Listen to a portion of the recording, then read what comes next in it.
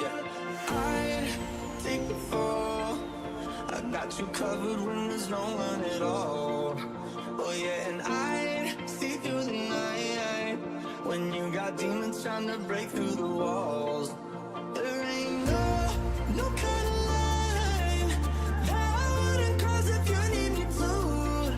You're out here searching for signs, so I think it's finally time that you move. Nobody got you the way I do. Whatever demons you're fighting through, when you need somebody to turn to, nobody got you the way I do. The way I do. Nobody, nobody, nobody.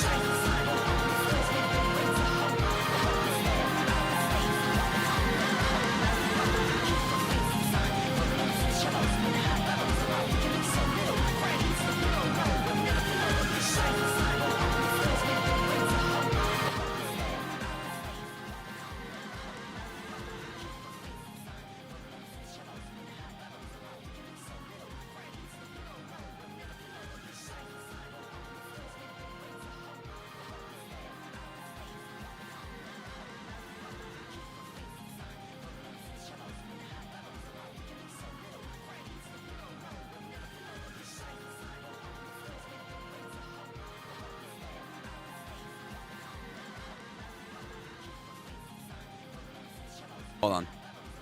Now we can hear me. Hello. Just saw that the mic was muted, but now we're good. We're all ready. How's everyone doing?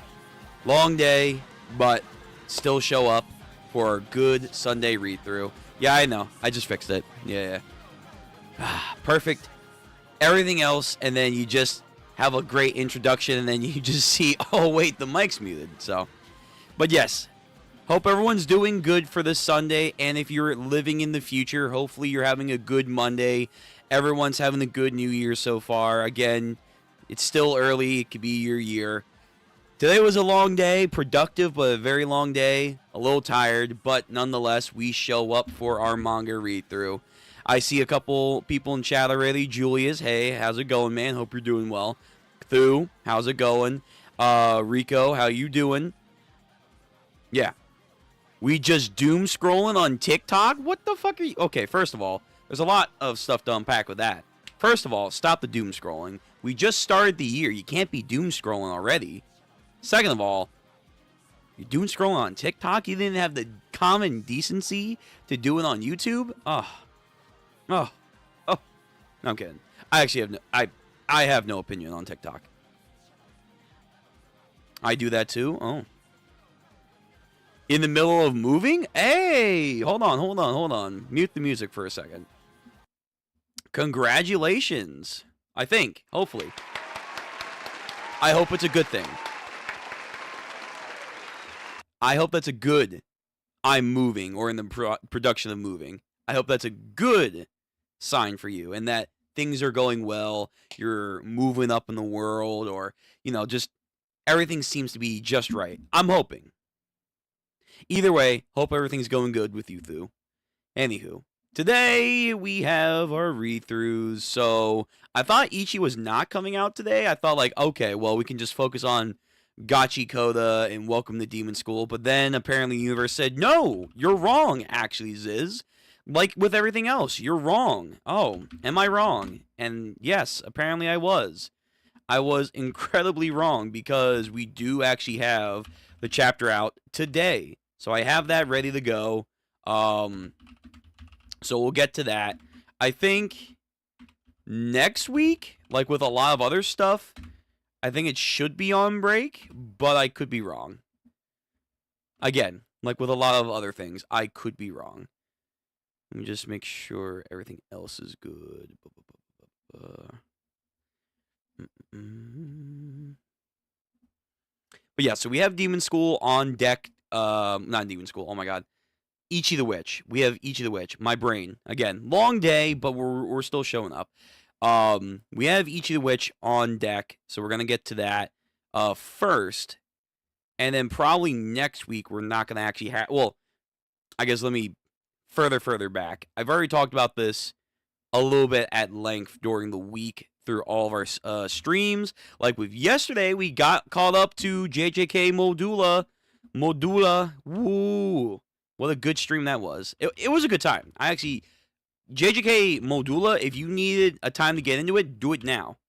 Do it right now. But I talked about it yesterday. I talked about it earlier in the week with the anime streams and Final Fantasy stream. Next week, or I guess technically, after today, we will be doing our streams as per usual for the week. We are going to do our video game stream. I'm going to try and get that in. We're going to get further into Final Fantasy VII, hopefully get closer to the end. We will be doing our anime reaction streams. I know the Fate Strange fake anime is now officially out, so yay, let's go, more Fate. I also want to try and maybe squeeze in an extra day to react to some of the movie or whatever stuff we have lined up. So we're going to do that stuff. We'll see what we're going to do for Saturday, but Sunday, I know for sure, there's not going to be a stream. I'm going to be busy at a event for another channel, King of Lightning's channel. We're doing a top 31 piece thing, so if you like power scaling or just being toxic, go over there. It's going to be a hell of a time, a hell of a mess, but I'll be there predominantly for most of Sunday. So there will be no stream. I'll let everyone know ahead of time. Again, there will be a post. So for our Sunday read through for, Iruma-kun, Gachiakuta, JJK, and if there's an Ichi the Witch, I don't know if there's going to be an Ichi the Witch that week. There might be. But all that stuff is more likely than not going to get pushed back to Monday the following week. So again, I'll let you guys know, but that's going to be the game plan. But in general, I don't think there's going to be an Ichi the Witch next week anyway.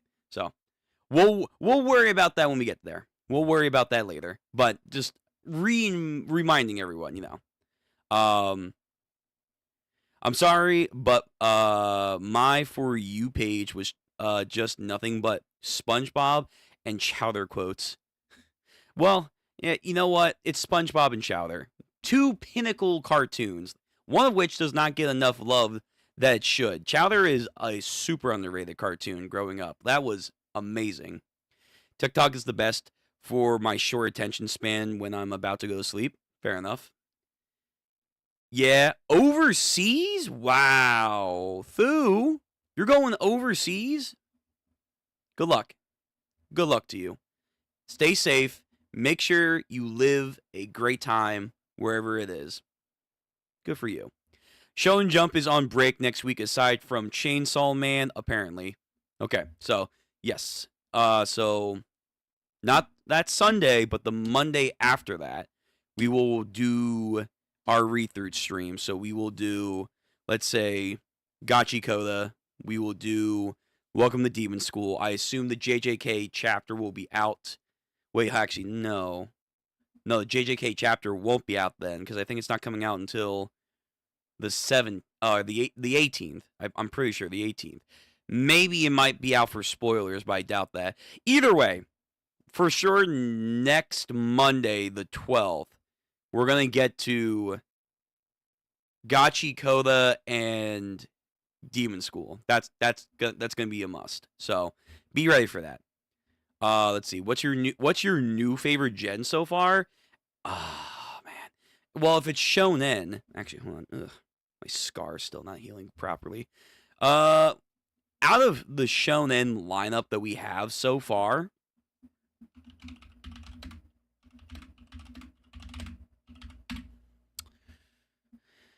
yeah, there it is. Okay, so out of the new lineup as of right now, that's still ongoing or whatever the hell, most of them I still haven't seen yet, but the ones I have seen, Danadon, Kaiju number 8, I'm getting into Gachiakuta right now. Out of this stuff, and then, they don't have Ichi the Witch on here, which is some crazy nonsense, but let's throw in Ichi the Witch. If I had to say of the 4 that I've gotten through, and if you want to throw JJK Modula in there, you could do that too, it would probably go...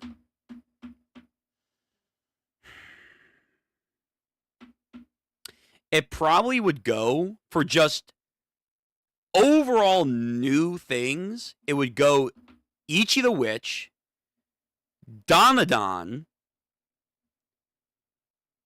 JJK Modula, Kaiju number 8, and then Gachiakuta. I'm putting Gachiakuta that low only because we didn't get too much through yet. We're on chapter 4. I'm hopefully going to get through to chapter 8 today. We'll see. If time permitted. After this little discussion, we'll get right into Ichi the Witch. But strictly new, exciting stories, I will put probably Ichi the Witch and Danadon. I actually like Danadon.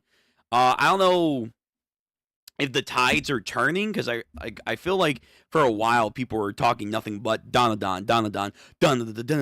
Like, but I feel like it's gone quiet. It's gone very quiet in the mainstream anime and manga community. I know the anime's on break. We're getting season 3 stuff slowly coming out, but I haven't heard much about Danadon through the grapevine, which is interesting but worrying a little bit. But I like Danadon. I think it's very nifty, especially going through it as an anime only.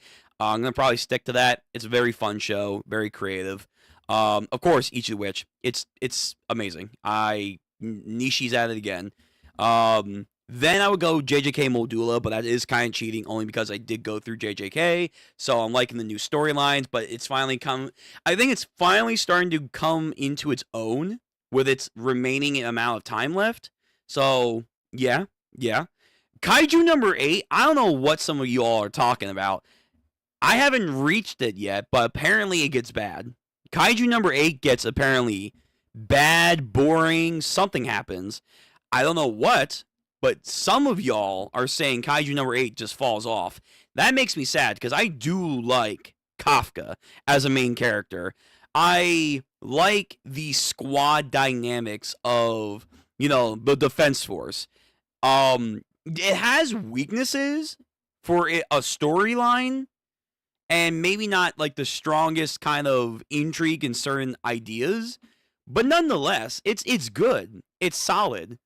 But apparently it falls off, and I'm kind of concerned for Kaiju number 8. Like, I really don't want to believe that, but that could happen. And again, Gachiakuta is at the bottom of the stuff that I've seen thus far, only because, again, we're just starting it. I haven't obtained a full picture or even like a solid image of what this series can be like. But there is a lot of Soul Eater references, and that's a in my book. You reference Soul Eater or kind of have these nods to Soul Eater, son of a bitch, you're in.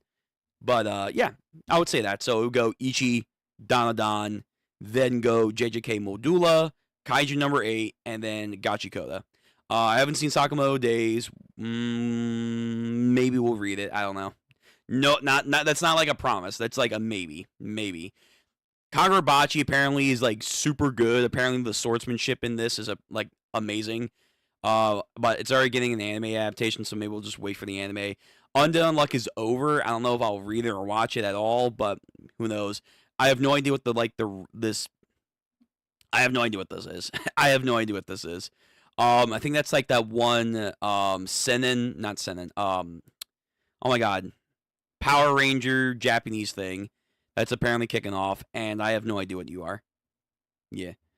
So, we'll see. There's other stories out there, too, that isn't on this list. Alright, so let me go quickly through the chat, and then we're going to go right into Ichi the Witch, and then we're going to power through that discussion, get into Gachiakuta. I want to try and get, like, the chapter 8, roughly, around there. And then we're ending off the night with Iruma-kun because we did finish JJK Modula. Again, yesterday, go check out the stream. Almost 5 hours long. Fun time. Fun time. Again, it's coming into its stride. I really like where Modula is going. So if you want to get into that, if you finished JJK and you weren't really sure about the ending and like, would I like more content from this series? I'd say give it a shot. Give it a shot. Because right now, holy shit, it's pretty damn good. It's pretty damn good. Okay, so let's see. Ichi the Witch and Witch right. So you guys I think did talk about this other Witch series. Oh my god, I just want to copy and paste. YouTube, please.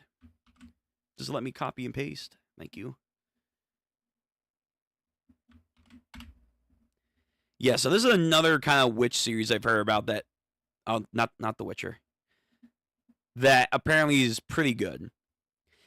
If you like Kagurabachi, read this manga. Well, maybe that might be a little too much of a sell, but yeah, apparently this manga is pretty good. So again, we'll see. Might add it to the list.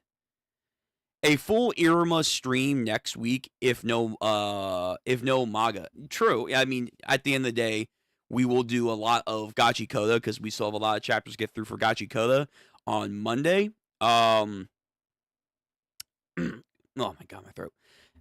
We'll get through definitely Gachiakuta and then Iruma-kun. So those are definitely going to get the lion's share when it comes to the next read-through. Okay, I don't know what's going on there. Let's see. Doing good. Okay, good. I'm glad you're doing good, Julius. I think manga readers are just getting a bit burned out is all. It's not bad, but having a huge not having huge progress is the thing. Okay. Huh. Not having enough progress. That's scary. That's scary to hear, but I want to believe in Danadon because again, the anime maybe it's just my anime version of it, but it's just a fun time. It's a very, very like high induced acceleration for a storyline. I like it, and again, it's going about their characters and their tropes very differently than a lot of other stories will. Still shonen, obviously, but how Danadon's approaching it is very good. It's very organic and fresh. Sacrifice everything on the altar of hype and aura for Miju. Miju? What the hell is that? The hell you? Where are you preaching now? All right. Okay. I don't know where we just went. Okay. I don't know what was that, but okay. I don't know. Sakamoto Days, Kagurabachi, I tried to read and couldn't get into no matter how many times I've tried. Okay. At the end of the day, I do think from what I hear, Kagurabachi is a solid storyline. I do think probably its beginning part where it was a huge meme for the first chapter, that doesn't help it. But I think at this point, I might just wait for Kagurabachi. And if it blows me away like Danmadan, I'll just stick to being an anime only. Which is fine. I need more anyway.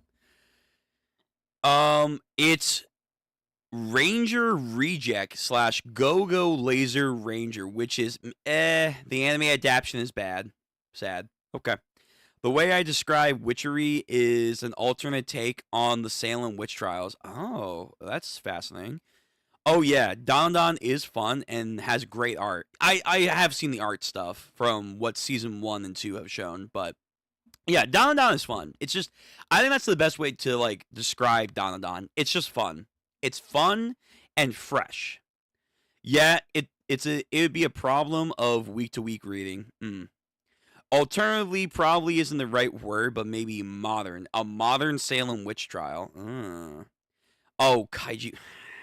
Listen, Thu, I'm sure you know more than I know, but man, dude. Kaiju number 8 is slapping right now. It's slapping for me. I just can't believe it. It's going to fall off? After all the cool, fun hype that we're building up, the fucking mushroom maniac that's been going around doing shit, it's gonna fall off? I hate that. That's sad. That makes me so sad. I think you and I, Jancy, has the same taste. We like character-driven and emotions and a little slow burn. Yeah, at the end of the day, a lot of these new storylines are gonna be slow burns, and I think because they are a lot shorter of a manga series nowadays for shonen, slow burns aren't really that bad. If it was back in the day where it's you have typically 300 to 400 chapters, easy, the beginnings are really slow burns. You're gonna have to get into 2 or 3 arcs to see if you like it. Nowadays, it's after the first arc or so, you'll know if you want to get into this new gen series. Which I think it has its own pros and cons. Thoughts on Golden Kamui? It's okay. I've watched a couple episodes here and there. I think it's funny at times, for sure, which is supposed to be its main appeal. I think its actual storyline, because it is a historic, in quote, it's a historic manga, which I like as a history major. I do like history mangas. Give me a lot more of them. But I feel like they just don't focus on that enough for me to get into this enough. And the jokes themselves, though they're funny, I don't vibe all the way with them. And sometimes they can just be a little much where I'm like, you can put the dick away, man. You don't have to have a goddamn shooting contest, if you know what I mean. If you know. It's good gosh golly. God damn. But again, it has its moments where I'm like, okay, this is hype, this is intriguing, this is thought-provoking. But then other times I'm like, what are we doing? Are we really just gonna sit here for 2 minutes as this motherfucker is just fondling this guy oh, your muscles, they look so good. Whoa, buddy, get the fuck off me. Anyway, it's fine. If you like it, that's your cup of tea. I'm probably not gonna do anything on the channel with it. If I hear it gets really, really good, or it's almost over, and again, it's getting really hype, maybe I might do something. Maybe. But it's okay. Just not my kind of thing. But if you like it, cool.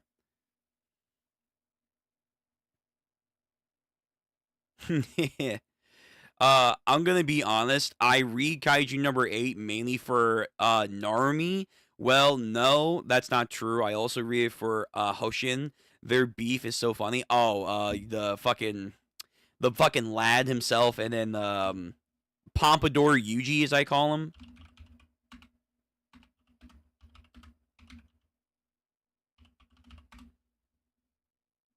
Oh, wait. No, that's not him. Jesus, it's been a second. Vice Captain. So Vice Captain and Narumi. Is that Squad 1? It is. Oh shit. Okay, hold on. I was thinking about the other guy. Never mind. Yeah. He's okay. Like, something I will say that a lot of the modern gens are doing, kind of mimicking JJK. They're trying to set up this quote unquote strongest ever kind of archetype immediately into the story to get you invested. So for Kaiju number 8, if you don't know, this guy is considered like the best modern Kaiju slayer. In Ichi the Witch, obviously we have Dakara. She's apparently like the strongest witch of the modern age or whatever. She's Dakara. And I even have gone back and stated like, yes, I did think she wasn't gonna live up to the hype, but she has for the most part. In JJK, who do we have? We had Gojo. We had the mad lad himself. Like, I felt like kicked off this goddamn gravy train of just, hey, modern gens have this one archetype of they are the strongest. But I'm gonna be real, even for Dakaris too. I don't know if it's anything like Gojo, which I think might be a good thing in some areas where it's like Gojo was just such an overwhelming force. At times, it kind of superseded other characters and like their significance. Versus, I feel like with Dakaris, it's like a happy medium area right now where she's definitely very powerful, but at the same time, it allows other characters to do what they want, have their own agencies. She's fine in and of himself, and she's also a good character. When it comes to Narumi, I feel like he's on the other side of the perspective, where like they are trying to hype him up from where I'm at. And, like, yeah, he's cool and all. I don't know if he's, like, worthy of his title, though. I don't see him worthy. He's got his neat ability and whatnot, but at the end of the day, like, outside of him getting introduced where he's like, oh, I'm going to defeat Kafka if he was going to go on a rampage. Okay, could he have done that? Maybe. But then, second of all, his first real introduction, he loses. So it's like, ugh, man, I don't know. But then again, Dakaris did lose in her first introduction too. So the archetype of the new gens where you have the strongest and they're introduced way early on and for the most part are like interactive with the main characters and whatnot. I think they're kind of hit or miss. They all kind of feel like they're trying to stem back to Gojo Satoru over here. And I don't know. Maybe it's something that I'm kind of, what would be the word here? Kind of like predicting a little too readily where they're going to go as characters, and it's not as interesting. That might just be a me thing. But yeah, this guy, he's all right. He's fine. I would like a little bit more substance from him, and maybe we're going to get that. Who knows? Golden Kamui is way better in the manga. I'm a due to art and pacing. Fair. Okay. Fair enough. But anime is serviceable. It's fine. It's okay. Yeah, I just started reading the manga myself. Blah, blah, blah. Sorry to bust your bubble, Ziz. I agree people have different taste. It's just I don't want you to fall into the same trap. Don't fall for the aura. If you have problems with solo leveling, you're going to have problems with this. Oh, shit. You're comparing Kaiju number 8 to solo leveling? That's crazy. That's fucking wild. Oh, no. Okay. No. Okay. I want to talk more on that, but we gotta like speed through. We gotta get to the reading. So, has anyone read Vagabond or OTR of the Flame? OTR of the Flame. Vagabond, yes, I have read Vagabond. I want chapters to come back, but it's probably not. OTR of the Flame. Oh, I've seen this flying around. Wait, didn't this get canceled? I thought this got canceled. Yeah, she's that. Yeah. Isn't this canceled? Hmm. That's a shame. All I remember of this series coming out was that she was a big, tall, buff, blonde girl, and people were going fucking schizo for her, so that's all I remember. But yes, Vagabond I have read. I don't have my poster up. I really gotta fix my room. I gotta get it like actually ready to go for the new year. So Vagabond, yeah, I'd have. Man, I wish they would drop new chapters. I'm so tired of characters in new series immediately being compared to Gojo or being called the next Gojo. What makes it worse is that I hate Gojo, so it annoys me. Damn, that's crazy. Fair enough, though.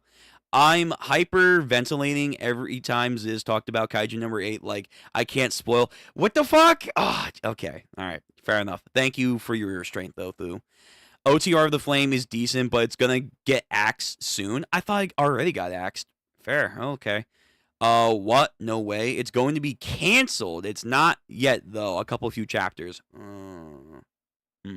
Okay. Thank you for the information. And thank you for that talk. It's time, though. We gotta move. We need to move. We got plans we gotta get to tonight. So, hold on. Modula. Get off the screen. OBS, why are you... OBS, are you being weird right now? I hope not. Anyway, where is Ichi? There you are. Boom! It's time. Ichi the Witch. Here we go. So we are reading off of Manga Plus. If you know where that is, go look for it.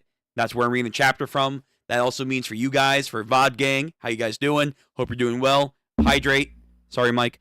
We were reading off of there today. We're going to go through and have a discussion. So if you want to read along with me, go read it there. So, you guys know the rules. They're down here. Please follow them. Behave yourselves. Including you, VOD Gang. All right? Like the stream. Here we go. So, Ichi the Witch, Chapter 65, the 65th Hunt, Libro. So, we are going into the flashback. Hoshigami, the star god, has spoken. She's a once-in-a-century, no, once-in-millennia talent. This child has vast magical power and boundless potential. Really? So we're getting now the full story of Dakaris and her people. The Elder's appraisal magic is always spot on. You're surely to be a witch someday. A witch from our clan. That is amazing. Hoshigami, our gratitude knows no bounds. Studying hard and learn a lot about magic, okay? We must always follow Hoshigami's guidance, Dakaris. Why am I getting Bakugami flashbacks? Is anyone else getting Bakugami flashbacks? Is that just me? I'm getting PTSD right now. Like, do they worship a Majik too? Are they, like, being manipulated from the sidelines? What's happening here? Early on, of course. She's like, man, I want to do my own thing. I don't give a fuck about what you guys want. Who's gonna be some stupid witch someday? You big dummies, Dakaris. Come back here, young lady. Great. This sucks. That little dork was right. Polaris Mountain. With its clear air and steady wind currents and a very high altitude, it was famed as the mountain that reached closest to the stars. Oh, wait a minute, wait. The star god. Oh, it's that one Majik. Hold on. My brain's working in overtime.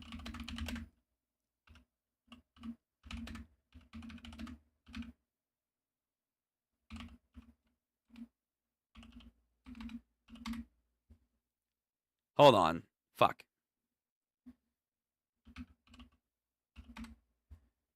Damn it. Hold on. I'm trying to find it.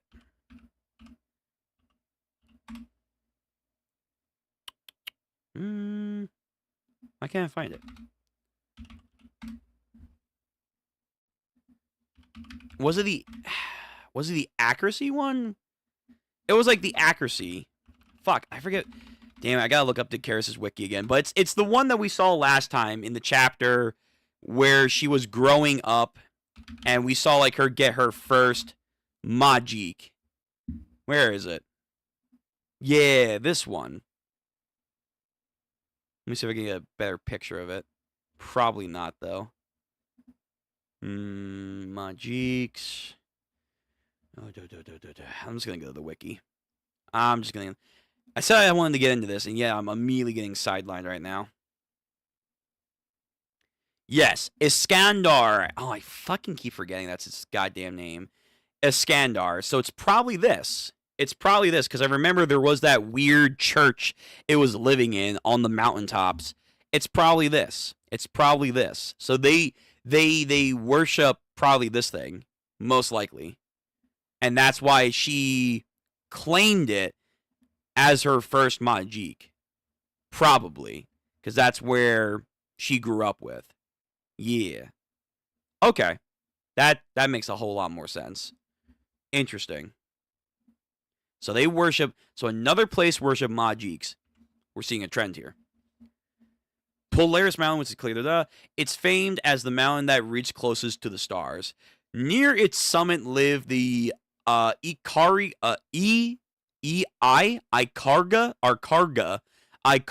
clan. I'm probably mispronouncing that.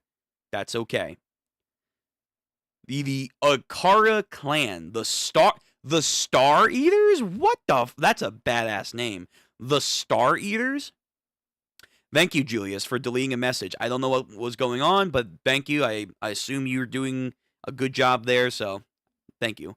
They worship the night stars. How the fuck do you worship stars and you're called the Star Eaters? Oh, wait. She's also called the Abyssal Witch. The night stars, the darkness. Okay, hold on. And lived modest lives. I knew it. I told you, Des. You have talent for magic. Lebro, a young Ikarga boy and Dakaris' little brother. He looks older than her. I knew I had to be right. Now give in and learn magic. I recommend this and this one and this one. Quit and calm down. Get that crap out of my face. Right. So he was a very interested in magic stuff and whatnot. Yeah. Right. No way am I gonna study stupid magic. Why not? You should. Mom left us all these textbooks on it. This is your big chance. You really could be a witch someday. Quit flailing like a bug. Interesting. So they have a family connection to this. Heck no. A witch is the last thing I would want to be in the world. Going around almost getting killed trying to catch Majiks would suck. I'd rather live outside eating grass with the goats. Come on. That's such a waste of time. You can do anything. You can do things that other people can't do. Use that talent to be the greatest witch ever. The greatest witch, huh? Yeah. You just haven't realized it yet, but magic is fun. How do you know that? I mean, I guess he envies the magic that he probably will never have. Now, if you want specifics, I can give you lots of logical reasons why magic is fun. First of all, it is if we dissect the biographics and stories of the great witches in the Witch Encyclopedia and then sort them by categories. Okay, so he's an otaku. He's the Deku of the witch world. Gotcha. Right. Oh, not another magic nerd rant. You're a boy, dang it. Stop being weird. Ikara, Rising Star, the talented Dakaris. So she had a nice fan group even at early on. Magic Association. So they're trying to be like, yeah, go get it. You really are amazing. That's so wonderful. You're so cool. Oh, Dakaris. Oh, Dakaris. So you got a bunch of villagers supporting her. So this is gonna suck because we know at the end of the day that her village, I assume her entire clan just gets wiped out. So, this sucks. Gonna get some Ohara flashback here. Man, I wish I was a girl. Then I could learn how to become a witch. Very rarely do we ever see the opposite in that regard. I'd hunt down and catch a ton of bad Majiks and make friends with all kinds of good Majiks. It'd be awesome. Naive story there, but hey, maybe. Did you know that Majiks will live inside your heart? That's pretty interesting. I'd make a lot of strong and dependable friends and go on adventures together. We hunt and catch all of the bad Majiks. Well, I guess they are kind of doing that. Then everybody would be like, yeah, you're so cool. You're our hero, Libro. You look so dumb right now. But by doing that, I hope I could make it so that there would be fewer lonely orphans like us. So their mom is gone. She was a witch, but I assume she got fucking sniped. And then their dad fucking has that Zenin clan in him. Just ran off probably. Or is also dead. But, who knows. Then be a doctor. It was a plague that suddenly... Oh, it was a plague that suddenly killed our parents. No, I guess magic could help with that. Don't need magic for that. Well, yeah, but witches are supposed to be able to help people. Even doctors can't. You don't get how awesome witches and magic are. Witches do more than just cure diseases. They can make plants and trees and food.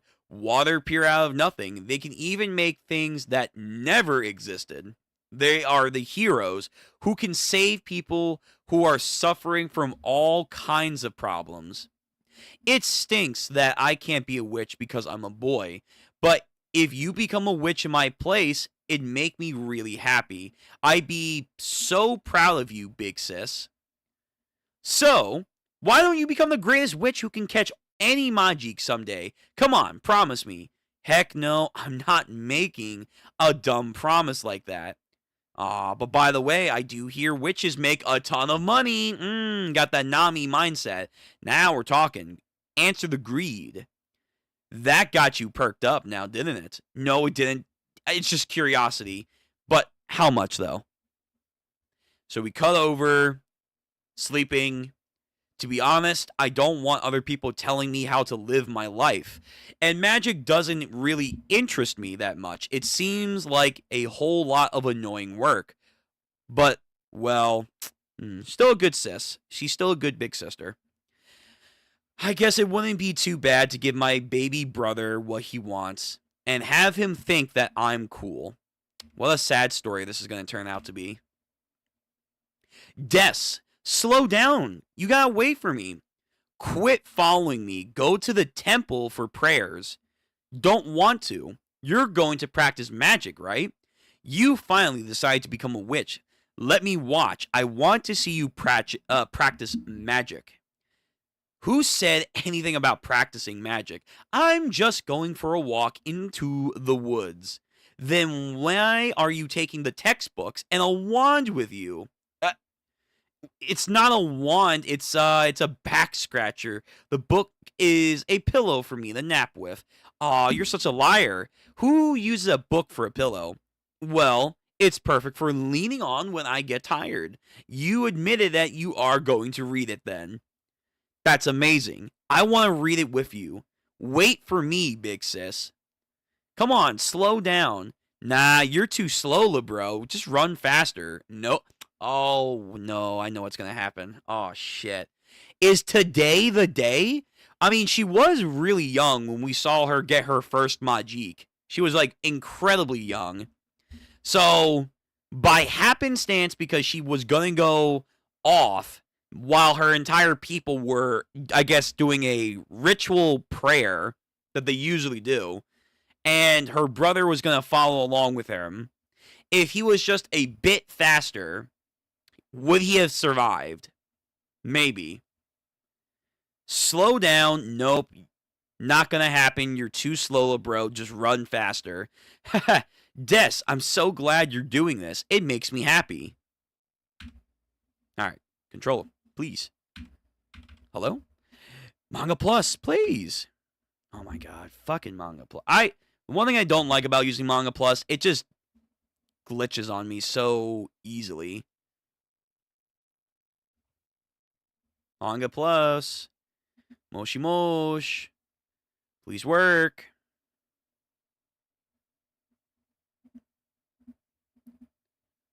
Oh my god. Please, Manga Plus. Get your shit together. Alright, I'm going vertical. I think vertical loads a lot faster. Seriously? Manga... Alright. Let me try and reload this with another link. I think that might work. Yeah, one of the very strong negatives of Manga Plus, or one of the strong negatives to not use Manga Plus, it just is super glitchy sometimes. Like, I can't even, like, now move forward. There we go. I'm gonna keep it in vertical mode.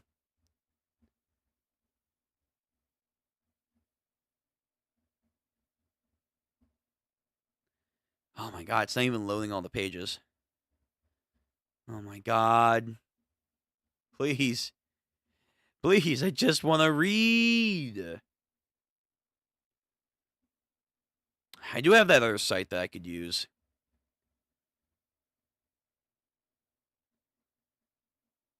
Ah, here we go. Finally, it loads. Okay, so. Blah, blah, blah. I'm happy. It makes me happy. Blah, blah, blah. All right, so next page, finally, she tries to catch up to his big sis, and... the barrier. And the barrier. The fucking death barrier is up. That's that, like, birdcage thing. Over this entire village. It looks, by the way, way bigger. The cage definitely looks bigger. Like, I do think from the time that we've been on this arc, and maybe even a little bit into the Bakigami arc, but mainly this arc, I think we've now upscaled the series. I strongly believe that. We talked about that before. But yeah, so the cage, the death cage is up over the entire village, the entire, like, town, the mountainside. It's activated. Des! And then, of course, she's trying to, like, scream out his name, but that's not going to do anything. On the 11th day of the 11th month, a chunk of Polaris's mountain, 3 miles in diameter, was warped out of existence by the world hater Majik. All structures inside of the zone were twisted and destroyed. The bodies of the living things trapped inside were warped and killed. The total casualty had approximately been 4,500. God damn. Good gosh golly. Right. So, I remember it wasn't the entire mountain that he warped. But again, why is he doing this? We have no idea. Like, why target here? But he did what he had to do for whatever reason. Like, his purpose. If I just started studying magic sooner, would I have been able to do something? Probably not. Would I have been able to save my brother instead of watching helplessly as hell swallowed him up? Not a night goes by when I don't think about that. This is the only survivor we found. Oh my gosh, what a disaster. This is truly cruel. Where? Where do I have to go to become a witch? He wanted her to become a witch for, like, heroic adventures. She's now becoming a witch. Vengeance. There he is. There he is. What do I have to do? What do I have to learn? So that I can catch bad Majiks, a particular one. So that I can become the greatest witch in the world. So that I can keep my promise. LeBro's little grave. I buried him here on the mountain. Every last broken piece of him. Damn. Is that really you, LeBro? No. It's the closest thing that we'll get to that. I ask that you forgive the imperfections. Even with my ability to reverse anything, I can't fully undo what Lord World Hater has wrought. That power is simply too great. Right, so his ability is the idea of it reverses things, which is pretty insane. But there's a limit. There's a limit. So just like, again, with Oryu, his power is limited probably to certain rules, and he can't just do whatever the hell he wants. Like we've talked about, he has the ability to copy powers, sure. But if it was anything goes, you would think, why not copy World Hater's warping ability and just obliterate him? Probably can't do that. There's probably limitations to what he can and cannot copy. I admit you may be right. Perhaps I'm interested in humans and their emotions. Love, passion, hatred, and sorrow. The feelings you humans have for each other, and how they can just be used to turn great talents into shambling wrecks. He loves to gaslight and manipulate people. Oh, how noble really are these emotions you have you humans taught. Please show me. Can you really kill your brother? Can you really kill your own heart? The world's most powerful witch, Dikaris. So this is actually her brother here. It's not an illusion. He's using the bodies that, I guess, World Hater has corrupted for his own game. But, like, he's reversing time enough for, like, they can become zombie soldiers. No! Damn. I thought she was going to lock in. But to be fair, yeah, this is her little brother. So it is actually him, but, like, zombified. Zombified to what's left of him. Shit. So, damn. She's not strong enough. She's not strong enough to kill him right now. Because, of course, that's all fucked up. Oh, this is a double page spread.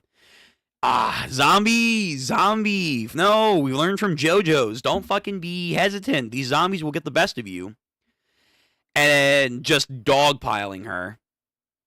No, what? Oh my god, you gotta be kidding me. That's the fucking cliffhanger? That's the cliffhanger? Just Dikaris having a moment and then getting sworn by zombies? Alright, well, someone's gonna save her. I don't know who. Maybe she will save herself. Where, again, she's going to have to lock in, be like, I'm sorry I couldn't help you then. I'll help you now, though. Like, give you peace. She'll, like, use a very cool new Majik that we haven't seen. Because, again, she has, what, 46? I always keep asking that question. Dikaris. Wikis, please stop doing this, like, goddamn thing. They give us an actual number.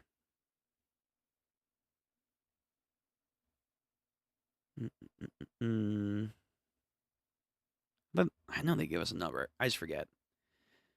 Magic abilities, Master Swordsman. Dikaris has the ability to acquire Majik. She is knowledgeable about the number of confirmed Majiks in hiding in plain sight. Additionally, she can control and utilize spells. Give me the number.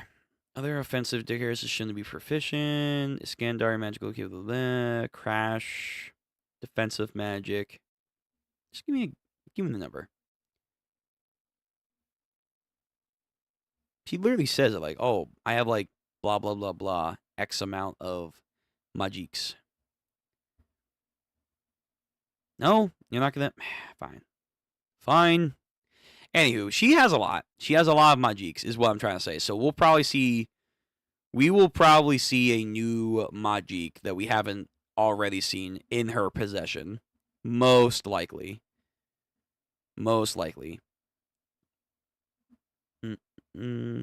Okay. Good chapter. overall, pretty simple. We kind of got back to where we started. Just getting a little bit more context with Libro and his death, and like the goal and the path that he set Dakaris on, but now was twisted because of the sorrow she faced at losing him and her people, which is very interesting. Is there a reason why the World Hater targeted that mountain place in the first place? And that's, I think, where he began to come back into the world and just start doing shit. Is there a reason for that? Is this tribe special for some reason? They're called the Star Eaters, which is a boss name. They worship the stars. This place is close to the stars. Is there a correlation of stars to Majiks? We know that the Majiks do kind of spawn in. Are they made from the stars itself? I don't know. There's something going on here for sure that we're missing.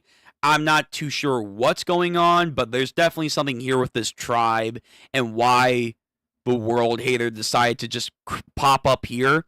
It might just be because, I wanted to make a big impression, and these guys maybe are like a big deal, so wipe them out. Maybe that might be the idea, but there feels like there might be a reason behind why he chose this place and why we're getting a lot of these star themes with this clan. And like, again, her main go-to Majik that she constantly does like to use is Iskandar, the fatal shot Majik. But what kind of epithet or like kind of like little like characteristics does it have? Oh, it has like these freaking, let me get Gojo out of here. It has like the star icons here, so that kind of goes along with her lockstep of her people. Yeah. And it was on like a huge mountaintop, so it probably was pretty close to the tribe, if not the thing that they worshipped. Or if it's not the thing that they worshipped, maybe the thing that she worshipped with her people was a Majik, but it's a different Majik. Maybe it's the Majik of the stars. Maybe. Could be. A star Majik. If there's a Majik that embodies time, if there's a Majik that embodies the concept of reversal, if there's a Majik like the World Hater who encapsulates just, let's say, death for right now, warping stuff, then it's probably likely there could be a Majik that embodies the ability of a star, or stars, or space in the sense of actual space, not like, you know, this kind of space. Maybe. Alright. Let me see the chat. I know you guys were going ham. Let me see what you guys have to say.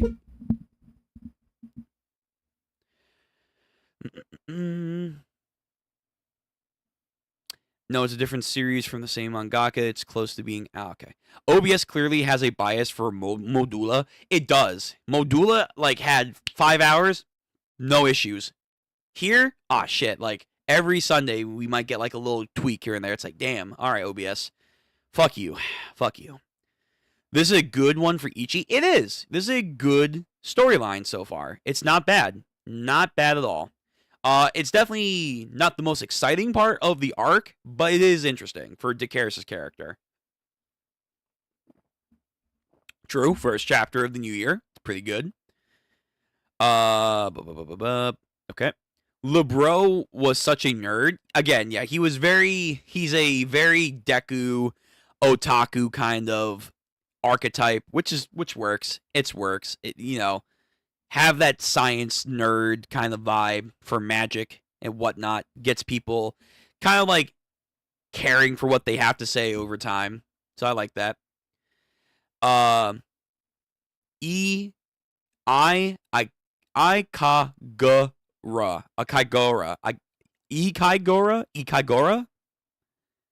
I'm gonna say Ikaigora. The Ikaigora break the syllable. Listen, pronunciation is not my strong suit, okay? But yeah, her clan is very interesting from what little we got of this. Libro making an extremely similar face that Ichi made when he was scheming and how to acquire. Yeah, like, there is definitely parallels here. To use One Piece terminology, LeBro's will lives on with Ichi. Now, is that more than just a symbolic gesture, a coincidence, or is there more to that? Gotta find out. But it's very interesting how not everything that LeBro is capsulated in Ichi. Like, they both like their sense of adventures and acquiring, Majikes. But at the same time, Ichi himself isn't going out there to get friends, per se. He wants to have that thrill of the hunt. If he makes friends along the way, he's all about that. That's fine with him, because he's a main character in a shonen story. But at the same time, he doesn't actively go out to seek friends. So there is definitely a difference between LeBro and Ichi. It's subtle, but it's there.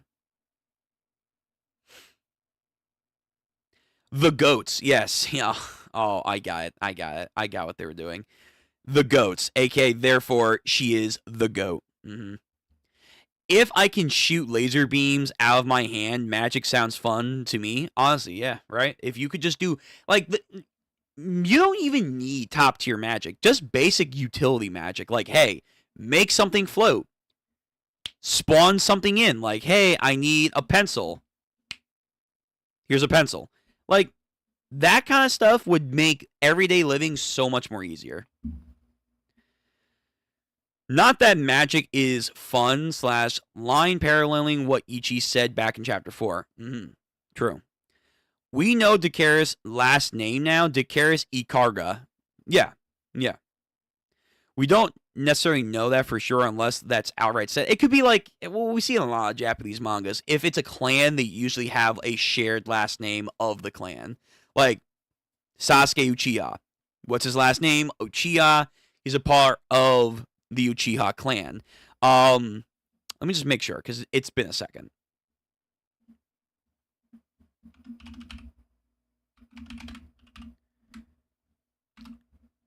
Kurapika. I don't think he has a last name. Does he have a last name? No. He doesn't have a last name. But Kurapika, if he did have a last name, it probably would be Kurapika Kurta. And why would that be? It's because he's a part of the Kurta clan, those Scarlet Eyes. I'm pretty sure Morgiana, her last name is supposed to be Fonnelly. Like, Morgiana Fonnelly is her name. Like, her full name. If I remember correctly. No, she doesn't have a last name either. Fuck. Okay, but you still get my point. They're like, the idea is in there for a lot of other manga where you do have the idea of their last name is connected to their clans. You see it a lot. You see it a lot in manga.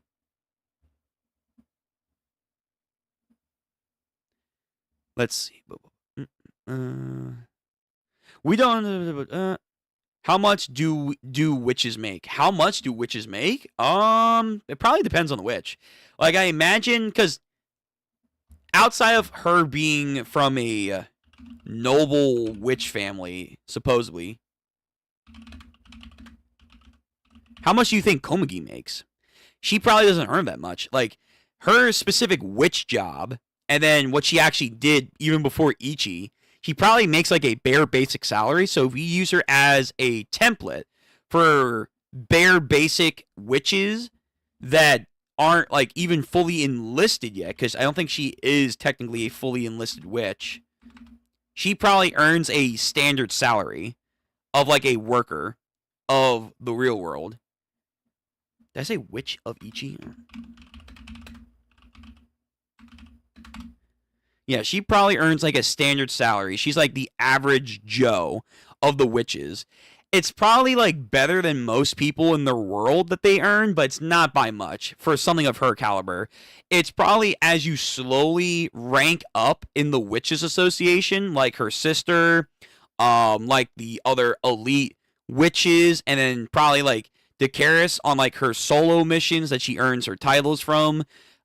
She probably earns a lot. It goes up from there. But for the most part, it's probably like a average worker salary. Because it's a Japanese manga, it's an average Japanese salary salary man's earnings. So that's what I would guess. But probably not that crazy. Probably not. Let's see. Manga Plus always do this when he's reaching the clock. It does. It does. It's annoying. Like, I don't know why. Like, there are just some pages where just all of a sudden it won't fucking load. And then it's like stuck in a loop. I refresh and it's black. Like, that's kind of why I don't like using it. Even though, yeah, I could get a nice high quality double page spread like this. Like, this is nice. This is great. But, like, the cons is the site fucking sucks, man. Viz also has Ichi the Witch if you ever need to use it. Yeah, I might have to at this point. It's supposed to be like 3 kilometers. Yeah, it's a big hole. It's a big gargantuan fucking warped area of Fallout. Not World Hater doing this on 11/11. Yeah. Yeah. The implications that Hitsugaya or Hitsugai dug up LeBros remains just to mess with Dakaris. It's either that or like everything like Def Majik warps, he can like spawn to him, if that makes sense. Uryu is Kakashi? Probably. If you want to be specific to his copy ability, or it's kind of like any other copy ability that you probably see. Like, let's say, again, Hunter x Hunter. When it comes to Corollo's ability, he has a whole list of things he has to do and learn before he can steal a Nen ability. In JJK, you know, spoilers if you're not caught up. I hope you guys would be in my chat. But Yuta has a list of things he has to do before he copies a set ability of another person. And even then, it's not the same output as the original power. So for Uryu's copycat magic or whatever, we don't really know the full threshold yet. It looks great, but there's probably a lot of restraints that goes in lockstep with the ability. There's probably a lot. Like, it's the same thing with Hitsugai. Like, his reversal sounds great on paper. He can reverse anything. But there's clearly exceptions to the rules, one of which is World Hater. He literally just has something that just counteracts his reversal. He can't do anything about that. To the extent of outside just making fucking zombies like this. Fucked up. Very fucked up. I do want Dakaris to lose this time. Like, really lose. So you guys want her to be mentally touchable. That's tough, but I see your points. Yeah, I could see that. The face is brutal. Yeah. Like, the facial reactions in this chapter were very good by the end. It was very, very well detailed. Congrats, Uzazaki-sensei. You made me feel disturbed with the final Dakaris panel. Yeah. Just her getting swarmed by zombies. Nishi woke up and said, I'm going to start the new year by choosing pain and suffering. Yay. Thanks, Nishi. You always make a good time, a good vibe. There's no definitive number. Oh, there's not? I thought she said a definitive number. Maybe I'm just misremembering that. There's no definitive number. No, she never said that. That comes up when reader count the gems she showcased. Okay, so we don't know how many she has. Fair enough. I thought, like, the gems represented how many she has, but okay. She could have however many. I'm calling her right now. Because of the contract, Ichi's going to wake up and save Dakaris. Ooh, I hope so. Yeah, that'd be kind of neat. Polaris is a constellation of the stars. Yep, we went over that before. At the back of the Eldar in the forest page, I think you can see a picture of the god. A star Majik. So not Iskandar. Yeah, so there could be a star Majik. There legit could be a star Majik. And maybe that's her ace in the hole. The epic class Majik. Because again, as we've said before, I do think she has one. She probably has at least one epic magic that she's managed to capture. Um, it's probably way too powerful and risky to bring out willy-nilly, but she probably has one. So it would be interesting if she actually acquired the magic that her people had worshipped. That would be pretty cool. That would be pretty neat. And maybe that goes in lockstep to why she's called the Abyssal Witch. Something like that. Zombie Lebro like Hitsugaya. Am I confused? Maybe. Kind of. I see. Kind of. I get where you're going with that. Ichi's just Lebro in a different font. Yes, he's not. He's just bold. He's in the bold font, but yes. Lebro like magic because it's technical. Ichi like magics because it's a reward for killing. Yes. Magi mentioned? Absolutely. Yes, yes, yes. Absolutely. Okay, good chapter. This is a very good chapter to enter the new year with Ichi the Witch. Sad, but good. So, we are transitioning over, guys, to Gachiakuta. The plan was to get to chapter 8. Because we did a lot of stalling and a lot of yapping. I don't know if that's going to be the case, but we're going to make it as far as we can because we do have a couple Ichi the Witch, Iruma-kun chapters that we're going to try and muscle through as well. So, yeah. Again, very good so far for the story. It's going to get interesting, I'm sure. I would like to know where we're going to go with our boy, Rodo, and see his storyline unfold. Is he going to get back up there? All that stuff. So let me post that we're starting Gachiakuta.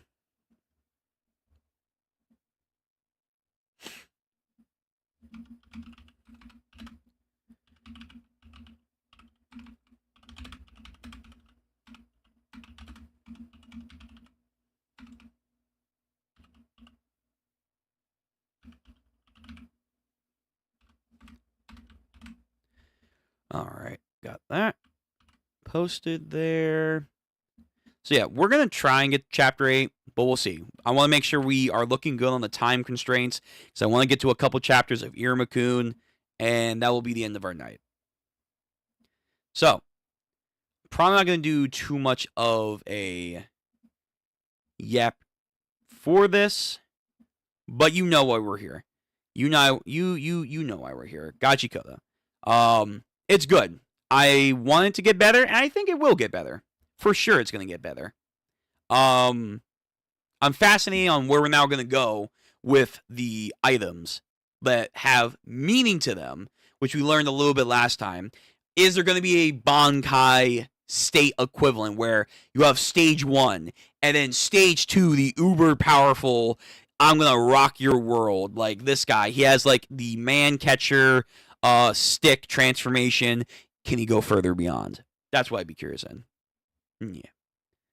Anywho, Gachiakuta time. We are reading off of Manga Fire. Here you guys go. I'm going to put it in chat for VOD Gang users. It is in the description down below, so go check there if you want to read along with me. All right? Cool. So, again, thank you guys for coming out for Ichi the Witch. Always appreciate it. We'll get to more Ichi the Witch when it comes out into the new year. And then just stick around for that. If you are also here for Iruma-kun, no, we will get to it after we're done Gachiakuta chapters. I'll let you guys know. It's probably going to be a little bit late because we have, been yapping, but it's been good yapping. So there will be a notification for that. But in the meantime, it's Gachiakuta time. Yes, sir. Yes, yes, sir. Are we going YouTube? Yes, we are. All right. So, without further delay, Chapter 5 of Gachiakuta. Interpersonal relations. So this guy, his sensei, his new sensei, already giving him a warm greeting by fucking about to beat him with a stick, as a good sensei would do. If you're gonna go round talking to people's treasures, or taking people's treasures, I presume it means you're asking for some kind of kick to your ass. To be fair, he didn't know, so give him a little leeway there. So with one stick thrust, he broke the concrete. Mr. Exceptionally Talented Rudo, how you know who I am? So you're the one with the cleaners. Yeah, Enji told me about you. Oh, he's already famous. Actually, I've been meaning to put on some music. I did not do that. Let me do that. Yeah, there we go. So you're the one with the cleaners. Yeah. Enji told me a little bit about you. I'm with the Akuta cleaners. My name is Zankin Nijuko. And Enji himself put me in charge of showing you the ropes. Of course, I never figured on having to start from the most basic of common courtesies. Hasn't anyone ever taught you that if you take people's stuff, you're gonna get snuffed? I didn't. I was just trying to catch the stupid cat that took my money. So I grabbed the stick and... Tell your mom and dad they didn't teach you good enough. Well, no, you're gonna trigger him. You are gonna trigger him. What a jerk. How dare he criticize my upbringing? He doesn't even know me, and he knows nothing about Rudo. If you want someone to listen to you, you have to start by meeting them halfway. If you fly off the handle, little Chiwa-chan might stop liking you. Well, she was a thought anyway, so that's alright. That's okay. Take a second to calm yourself and think about others' feelings. How the other guys feel, of course. He must be upset that he thinks I stole something that means a lot to him. If someone took these gloves from me, I'm sure I would be just upset. This is my fault. This is my fault for causing a misunderstanding. I didn't mean to steal it. I didn't know it was important to you. I am sorry. It's probably not going to be enough. Oh shit, it was enough. Oh, that's so. Then you weren't trying to take anything from me. Oh, okay, so this guy is a little bit of a pushover. Just a little bit. But if you piss him off, you're going to get fucked up. I was wrong too. I just got a little freaked because this baby's my treasure. Sorry for that kind of treatment. For real? For the first time ever, I think I'm actually making peace with someone. Ricto was right. You're joining the cleaners, yeah? We might have started off on the wrong foot, but it's a pleasure to make your acquaintance. Yeah, sure. So, what's your vital instrument, Rodo? What kind of power do you use? I think it's a glove. My power is, well, I don't really know. Your gloves, huh? Huh. Those gloves, those glovers, mad cool. He looks like a completely different person than he did a few seconds ago. Is it because he's smiling? Well, smile. Oh, yeah, right. Rigto said if I have to fix my scowl, he's right. One little smile could change a guy, really. Oh, well, incidentally, it goes without saying, but my vital instrument is this here, average ordinary stick. Ah, damn it, I don't have my fucking staff. No. My power. Those, scuzzballs are always making fun of me for using a stick, but she's my treasure. Nah, preach it, man. Preach staff power. But I can smile. Yeah, of course I can. I practiced a little bit. I should be able to pull it off now. I'll show him. I'll show him the best smile I can do. So, if I may ask, Rodo, what made you decide to join the cleaners? Oh, Jesus Christ. He's getting that face from Fire Force. Like, the main character, who just had such a demonic smile. Again, this is also very Black Clover. Soul Eater. This is very Soul Eater-esque, and I'm loving it. I'm loving it.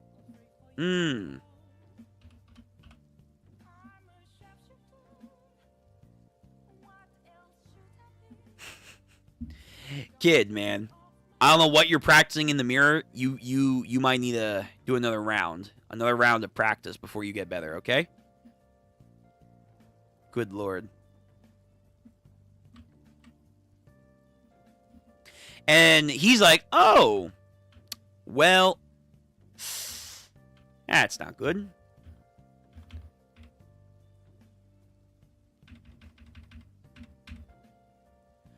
What do you mean by that face? You want to piss me off? Is that what you're saying, you scuzzball? The slang terminology in this universe is very interesting.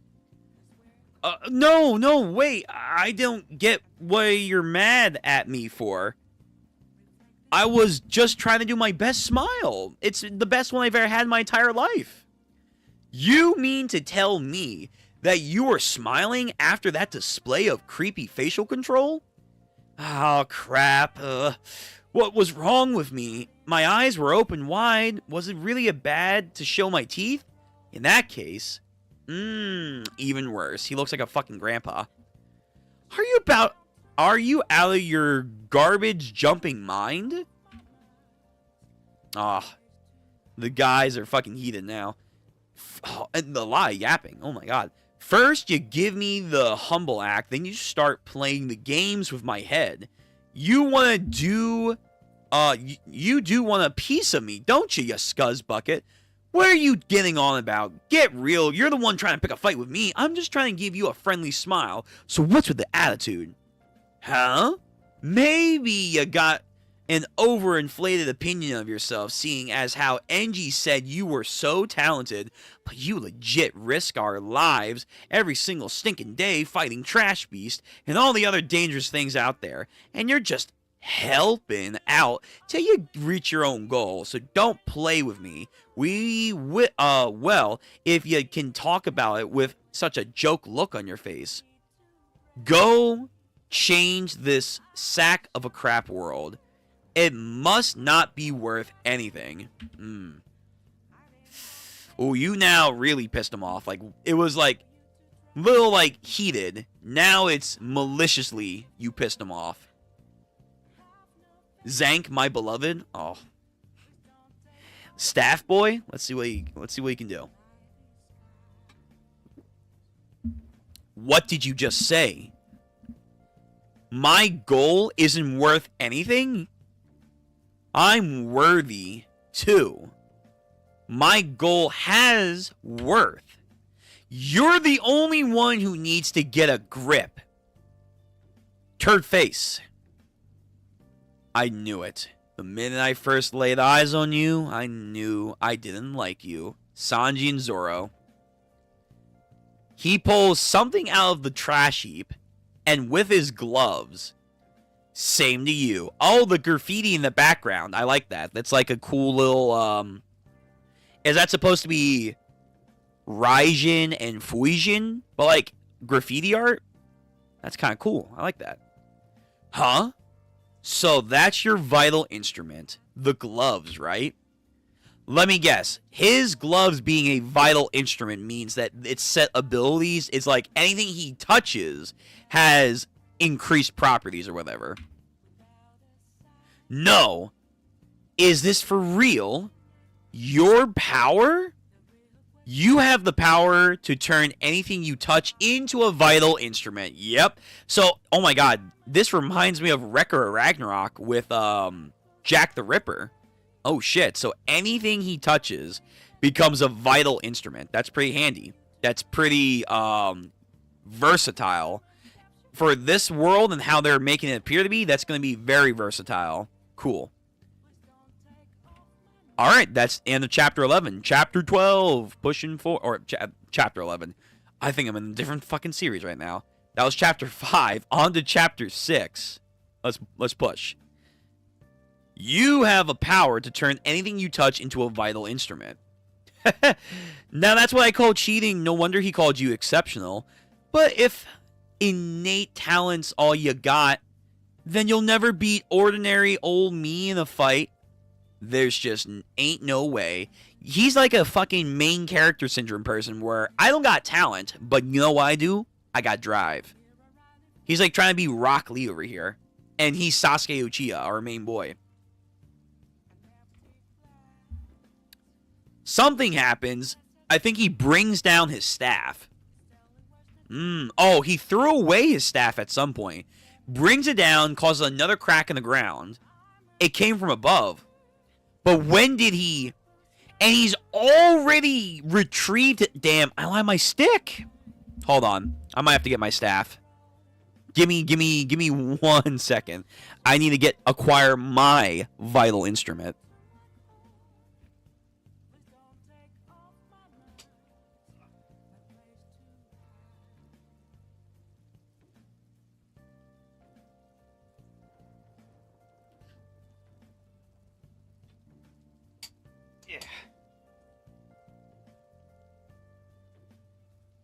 All right. I have my vital instrument. It's here. Hang on. Let me go full camera for a second. Yo, I agree. Don't mess with the staff. The stick is all you need. I got it right here. My weapon. Its full power will only be unleashed if I really need it. We're not there just yet, though. Anywho, I have my weapon, he has his. So he throws it down somehow so quickly and then hits the ground, breaks it. And then he immediately grabs it back and he's doing this insane whirlwind, like, jumping slash. And I think he hits him with, like, the back end, or I guess, like, the flat end of his staff and smacks him. Then he does some good hand movement with it. Okay. Oh my god, he's like fucking thrashing him. Just boom. Boom, boom. Just is a whirlwind of attacks he's throwing his way. Your reaction time is so awful, it's slow. Mr. Genius, guess that's the only exceptional thing about you. It's that your instrument is pretty neat. My vital instrument, after all, is just a stick. But it may be a stick, but it has a lot of simplistically strong elements, I imagine. Tries to do a thrust, dodge, not a big deal, but he got, like, maybe a little blood off on him. Maybe. But he took that personally, like, you motherfucker. That attack was nothing. You got power? Sure. But you still just got, scuzzed. What is this? Oh, is it not blood? You! That better not be what I think it was. It's a plunger. Oh no, my fucking weapon of choice is a plunger. Oh, fuck. That's so fucked up. A potty sucker? You know a potty sucker. It sucks the poo. That's a weird way of saying this. Blah, blah, blah. You're not making any sense. And now it's my turn to beat the crud out of you. So take this and fucking crud everywhere. Oh, watch it now. What's gotten into him? He started freaking out as soon as I started to use this. I don't know what's happening, but I'm going to use it, and it's working. No way. This fucking fight. Yo, taste my fucking shit stick. Whoa, come on, time out now, please. Would you please just stop swinging that around? Seriously, knock it off.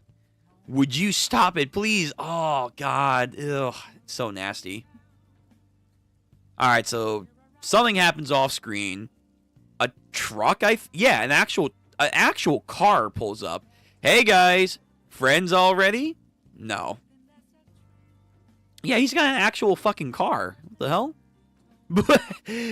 Seriously, you guys fought with each other with flying poo? Who would have ever heard of such a thing? Yeah, the expressions are so Soul Eater. I'm vibing with this. Oh, this is so humiliating. All because of some poo. I was fighting with poo. Oh, I was so proud of myself, too. Zonky, kind of as close as the ground gets to being a spoiled rich kid, so if you attack him with poo, really now, please just stop laughing. And then, oh, there's someone in the back. I assume our first female character. Anyway, I didn't expect the instruction to be quite so hilarious, but this is your new trainer this time around. All of the cleaners, Zonky the Giver, who's the best at handling vital instruments. Learn all you can from him. Hello, NG noticed me. NG, the engine, acknowledge my skills. Sniff, sniff. Okay, who's sniffing who? So, when did you get here, Ryu? Or, Ryo. Okay. So, yeah, first female character for us. Neat. Oh, I just wanted to see the new kid. So you're Roto. Yeah. Is she a cleaner too? Your hair is something else. Do you dye it? No. You don't. This must be all natural. My hair! A girl is touching my hair! Oh, is this what life is like on the ground? Yo, from one chick to another. I guess he has to have a new rebound. Well, you ready to get going, are you? We're heading home to Cleaner HQ. End of chapter 12. All right. We're moving along. We actually might get to chapter 8. Not bad. In the anime, it's so much funnier. Fucking Scooby-Doo running. Really? Okay. So this is actually a series that some people are saying the anime actually does intensify a lot better.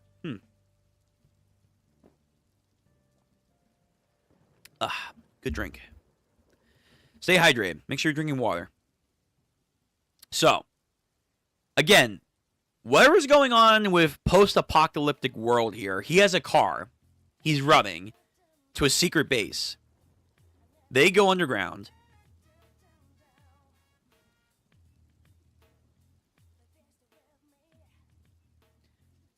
The cleaners. Welcome to the cleaners. It's like an underground... Wait, how underground do they go? They go to this weird rock formation. They go in it. Underground, I guess through a mine shaft. Okay, they're not underground. They're outside of the other area. And they're at a weird... I don't know what this is. It kind of reminds me of a police station almost. Welcome to the Cleaners. Chapter 7, Cleaner HQ. Does that say number 6? They go in a black floor. Speaking of black, sorry, I couldn't help myself. Okay, who are you? Well, see you later, Roto. Is she gonna rough me up again? Hey, Roto. This is Samui, our receptionist. Whenever someone new joins up with us, she gives a look over to them. Samui's power is, what, analyzing? Immediately tries to fork him. Oh, but she caught the... Damn. Oh. Okay, so she has sharp eyes. Caught flies. Nice to meet you, rookie. We have very high hopes for you here. Engine told me about you and about what you do.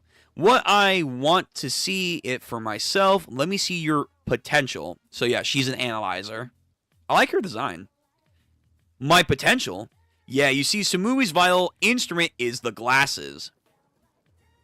You see, they can enhance her kinetic visual acuity. And when she really tries, she can see a person's true essence. Oh, some Viola shit. Wow. You can use vital instruments for that? I mean, if he wanted to, he can make something like that too. Just get a pair of glasses and just be like, yep, I'm going to I wonder if, by making anything into a vital instrument, could he, like, copy people?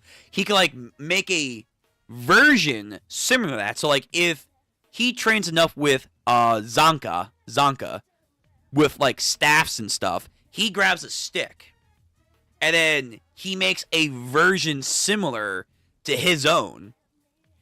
He can, like, mimic other people's vital instruments, maybe. Maybe. That might be, like, a bit of a stretch. But you get my idea right there. Yeah, the anime adds some things for the better. Okay, shit.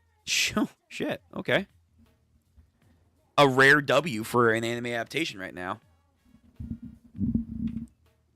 So, looks into his inner self, I guess, because there's a void. Whoa. What's wrong? What did you see there? Right. Well, his physical abilities are already excellent, so you won't need to build up them from there. And he has compatibility with his vital instrument is way above average, but his use of it is still unstable. He'll need training before he can access its full powers naturally. Ah, is that so? Yeah. Well, okay, there's more she's not letting on. There's poo on his neck. Ah, damn. Fumbling. Although the other chick didn't seem to mind the smell, I guess, so she's a ride or die. Dude, that's why there's so many flies buzzing around you. Man, don't play with poo too much, okay? I'm not playing with it. Thanks, Sumui. I'm just gonna take him to meet the boss. Oh, you're not the boss? Oh, wait, no, he did say that. He did say that he doesn't know everything, but, like, his boss might know. Right. Looks back at her, so he's curious on what she's not telling him. There are a total of about 100 cleaners, including combatants, sentinels, and supporters. Of course, there's always, like, these, like, trifectas. You have the fighters, supporters, although sentinels are kind of interesting.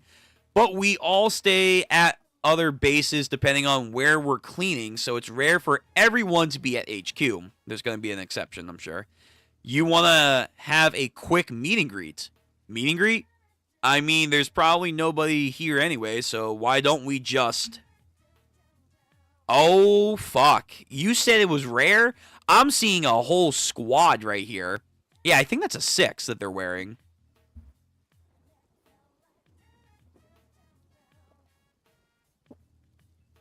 Okay. We have an entire pull-up. We have a guy with a badass scar. We have a girl with, like, a binky. A guy with a Zorro bandana. You are from Dorada. Big man. A thing from, like, Star Wars. A girl who stole Chopper's hat. A onesie person. And it's a bunch of randos. Okay. We have a squad. Yes, we do. Huh. So, the gang's all here. We'll save that for later. So, is all 100 members really here? Anywho, this is the boss's room. Then let's go and ask how to get back. Hold up now. Hold your horses. You think you can just march in there and demand that the boss tell you how to get up to the sphere? Let me say this. Information is valuable commodity everywhere. I told you. The world's not the kind enough to give it away for free. You have to offer it for payment. Say with your own words that you're gonna work here. And I told you some things there myself because you need to hear them. But don't ask about the boss's vital instrument. Actually, none of us truly know what it is. Or what kind of power it possesses. Alright, that's going to be an interesting little detail. But the cleaners all follow the boss anyway, because he's got real skills, obviously, and he's someone we can trust. I hope that stays consistent. Really? Opens the door. Ah, not even there. Let me guess. He's like taking a nap or something. Huh? Enji, I forgot to tell you. The boss is away on business and won't be back for a while. Oh, that's fucking convenient. And he's like, oh, shit, you're making me look not cool, girl. Wait, for real? Oh, he's doing that again. Sorry about that, Rolo. Looks like the boss is out. Yeah, I heard. What do we do now? Did he tell you when he was going to be planning on coming back? Man, that guy is way too hard to pin down for being the head honcho. Anywho, sounds like it will be some time before he comes back.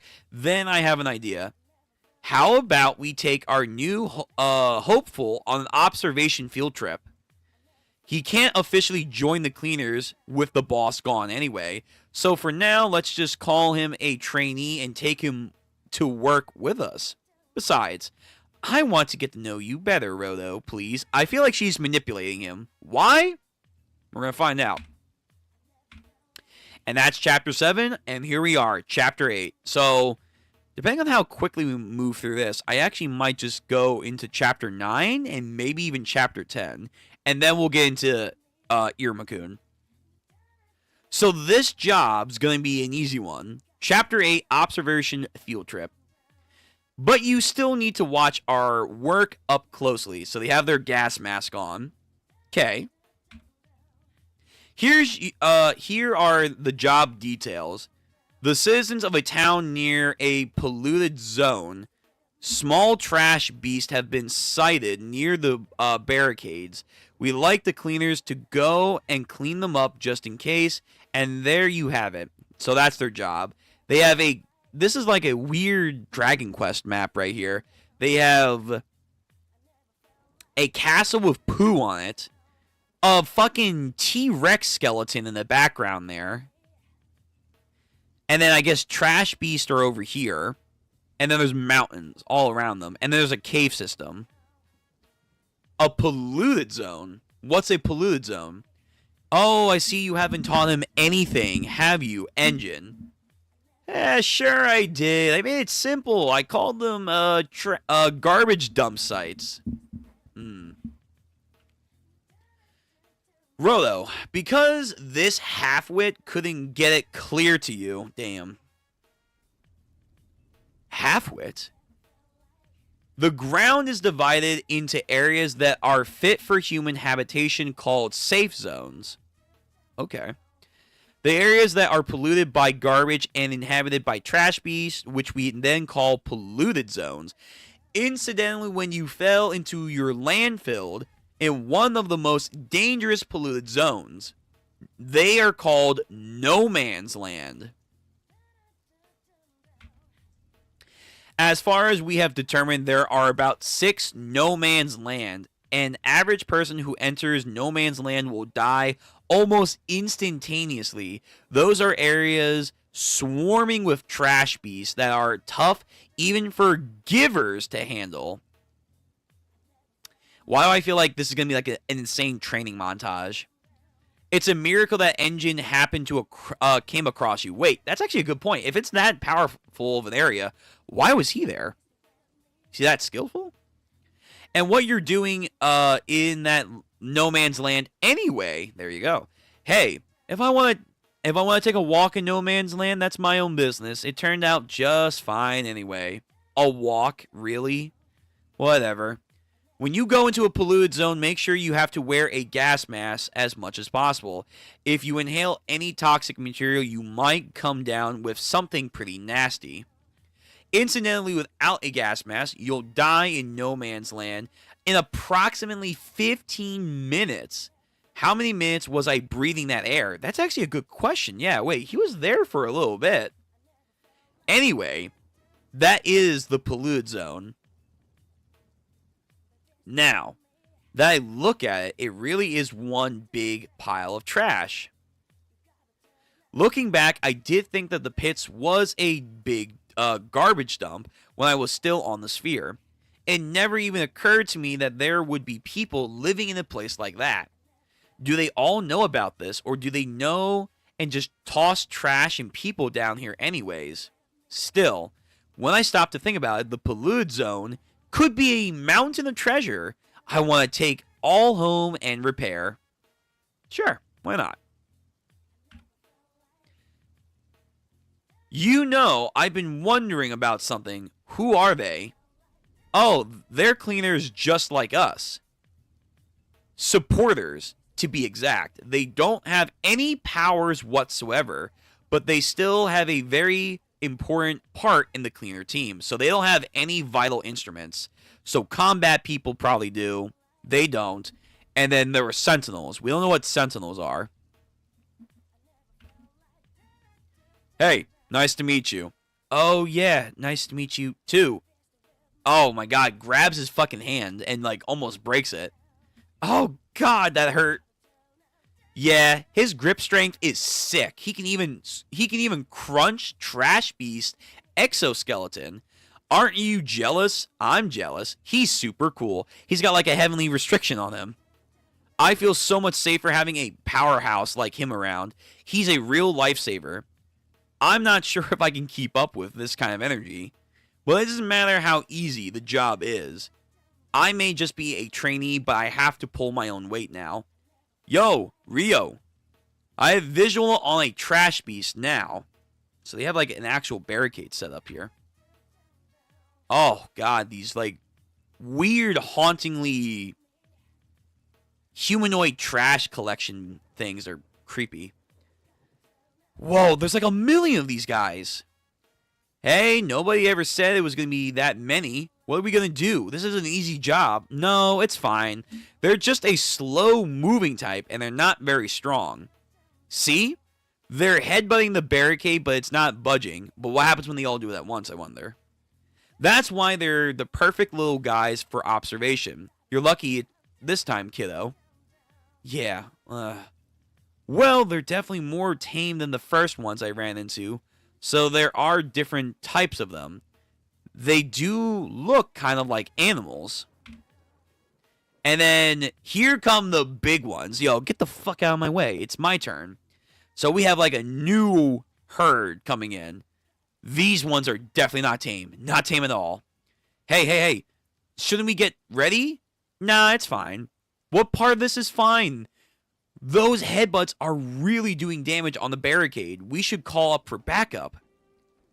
That type of Trash Beast is like a slightly upgraded version of the ones you just saw. They are stronger, but they're still perfect little guys for training. Those guys are still considered little. Wow. And now that they've come out of hiding, we can assume that the whole herd is on its way. I mean, it's a scary big herd, but if we beat them all at once, we get to go home sooner. I know, we'll finish this up and go home and have a welcome party for you. What do you like to eat? What? Oh, but I still haven't officially joined. Then we'll just have to welcome you to the grand party. How are you all so relaxed? I thought this was a life or death kind of job. Rodo, to be a cleaner, no. To live out here on the ground, it's important to keep your cool. Damn, she seems like a fun character. She doesn't seem like an asshole. I hope that stays the same there. Whoa, she's right. Engines seem to be keeping his cool. I definitely don't have a cool head. Well, I'll learn. Holy shit. We went from kind of small to like big-ish to just, okay, this thing's the size of a ship. We just upgraded in size. That has to come again at some point. Engine's convenient presence, and that the trafficker thing seems like part of orders to be personally. Yeah, so at some point, we have to know, A, how long he was in No Man's Land, Rodo. B, why was he in No Man's Land, Engine. C, what's going on with the traffickers? They know some stuff. And then I guess D, what's going on with the certain beast that they run into. Yeah. So there's a lot of stuff. A lot of stuff. But yeah, this thing is cool. I like, again, the designs are very, very, like, out there. Okay, it's fine. This is fine. Cool your head. I'm sure it's going to be all right. Right? This is not fine. Really? Now we have to be concerned. Fuck. I've never seen such a slick trash beast. That one's not a good target for observation. Oh, no kidding, huh? No kidding. But she has scissors? Oh, so she's a fashionista. Okay. So that's going to be her thing. Fashion. I'm sure am itching to go up against such a big, tough guy. Oh, it's okay. I'm going to keep my cool. End of chapter 8. Okay. You know what? Let's push forward. Oh, this one's a little bit longer. That's okay. Let's get into chapter 9 and we'll see where we're at. Then we'll probably go into Iruma-kun. Chapter 9. In a strange land. So we have the small ones, the semi-big ones, and then the big boy. Scissors. Don't lose your way. You fucking kill a kill here.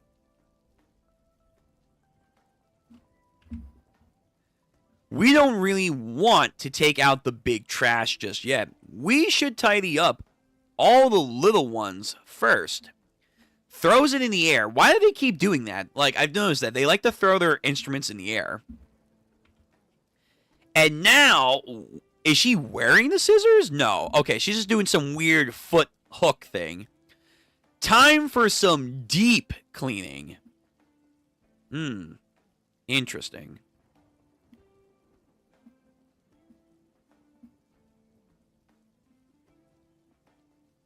Alright, so Ryoko Matoi over here, but like the spunky version of her. Kick some ass, I hope. So she does a twist with her feet, and then the scissor just extends her reach with her legs. She's doing some Sanji footwork maneuver, and then when she does that, she clamps the scissor, and I think it cuts a bunch of their heads off. So she twists, and then slices. Cool. Very neat. What just happened? What did she do? She twirled her scissors with her feet and cut them all down in an instant. Rio's vital instrument is a pair of scissors. She calls it the Ripper. Normally, you use scissors with your hands, but when Rio transforms hers into a weapon, she generally uses them primarily with her feet. Not something to do in polite company. Sure, this is combat time. So she is a Sanji footwork finesser.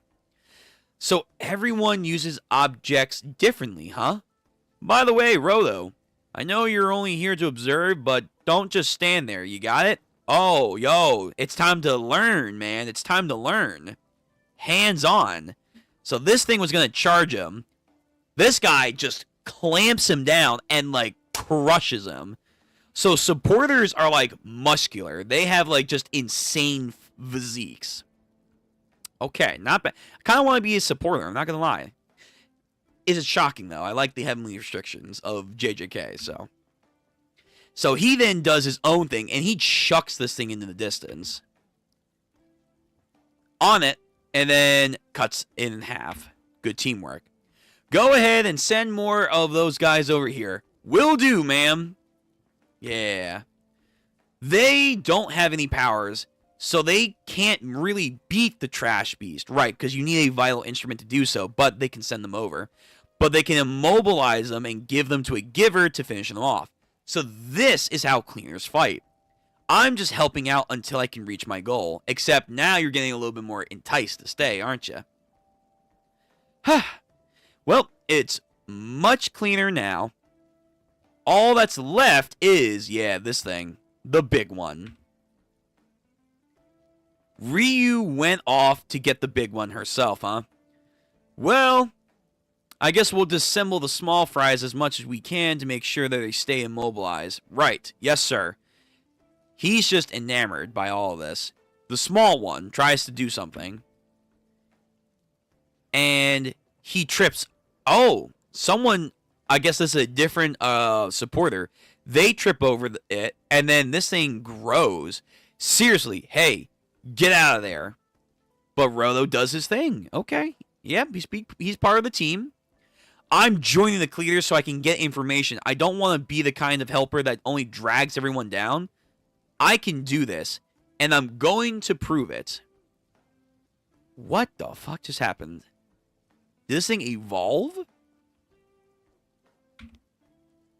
No, hold on. He touches the fucking rod. And then I think he tries to use his vital instrument power. And then in the process of doing that, it's like a weird web. And the panel artwork is like Scrabble. Or, excuse me, scribbles. Not Togashi scribbles, but regular kind of artistic scribbles. Very, simplistic. Very visually striking. Especially for, like, this show, this series that has very intensive line work that it tends to use. Graffiti art, too. For it to be, like, almost traced outline work right now. Cool. What's going on, though? Something special is happening. What happened? What's happening? Wait a minute. I have powers, but how do I use them? You gotta figure it out, man. She comes in for the rescue. You managed to jump right into the help to somebody. Not bad, Rodo.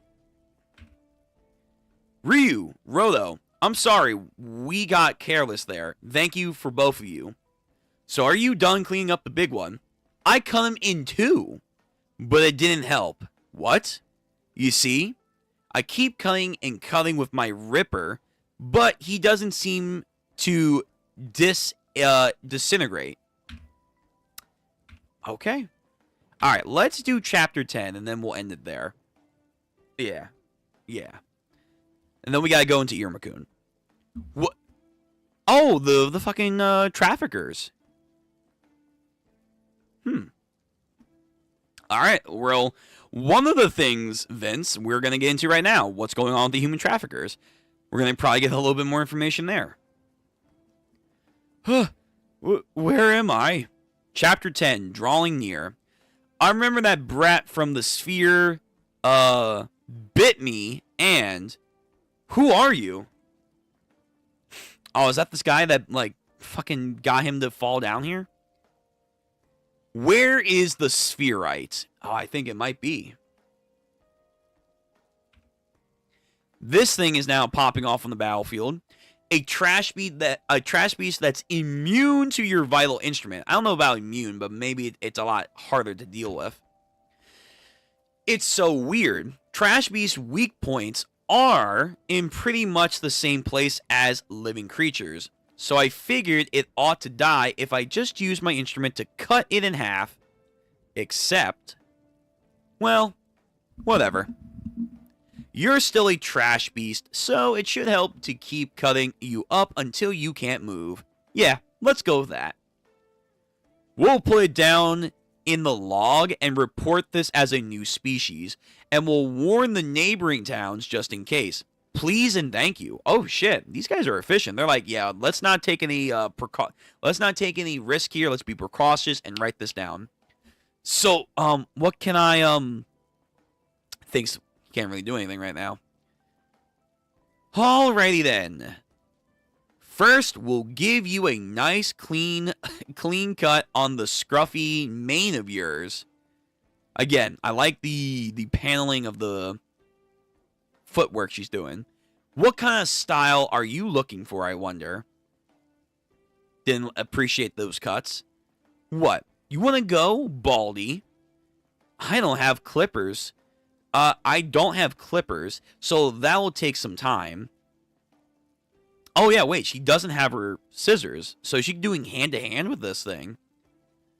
Oh, yeah, I think she is. She's just using her footwork to cut them. Yeah, what? That's insane. So she's just genuinely using her feet to shred this thing apart. Okay, so that would make sense that in the event that they can't use their weapons for whatever reason, they can use physical combat prowess. Sure. There. All done. Oh, I see. There's something glowing in there. Right. It must be special. This thing gets agitated, throws her off, has a massive explosion on the ground. It's going to get us. There's a huge impact. He loses his footwork. He falls into a crater. My goal was meant to get back up there and kick some ass, but I can't even use my powers. And now I'm slowing everyone that's down here. What am I ever going to be good for? You can learn, man. Learn. Survive and learn.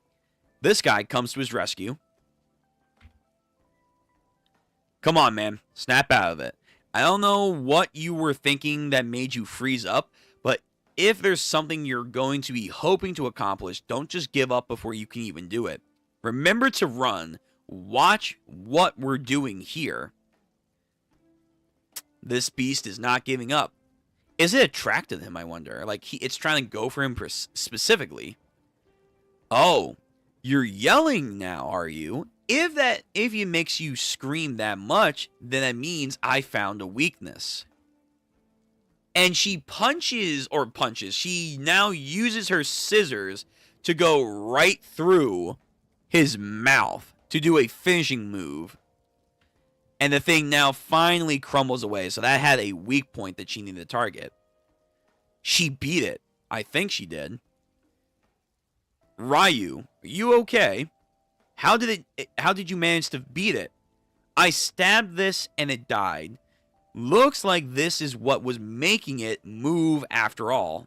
But wait a minute. That's a straight edge. That's a straight razor. It's a vital instrument. They implanted a vital instrument in there. What does this mean? A instrument powering a trash beast.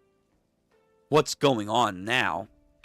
Oh, actually, yeah. This thing, its face is a straight razor.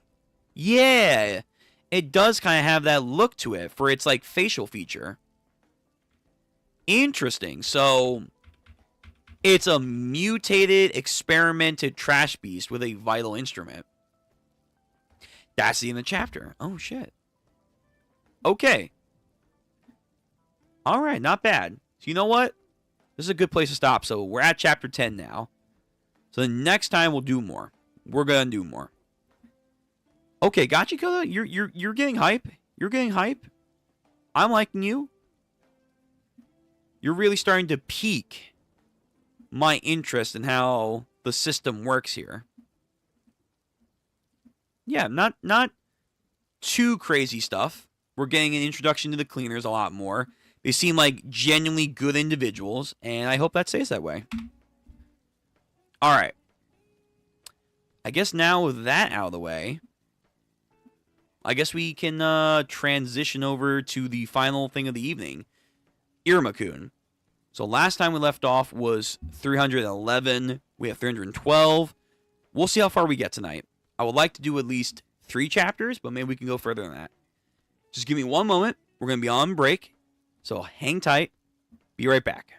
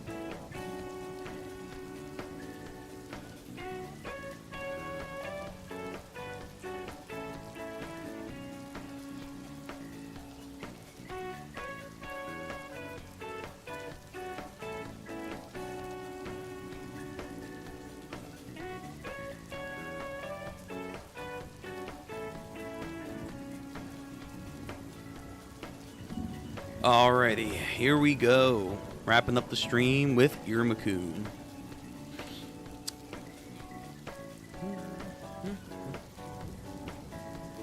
There we go.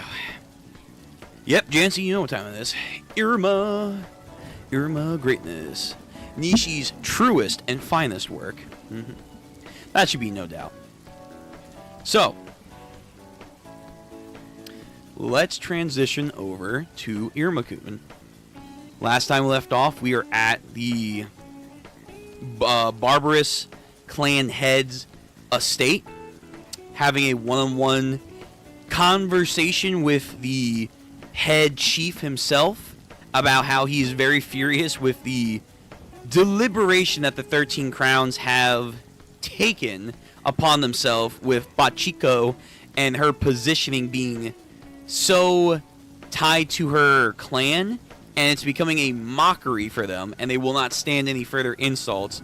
And after he says that to Iruma in his face, Iruma, of course, in a very Chadley manner, fully agreed, like, hey, I'm upset that she didn't get the position too. She fucking deserves that position. If anyone deserves it, she does more than anyone else. And you know what?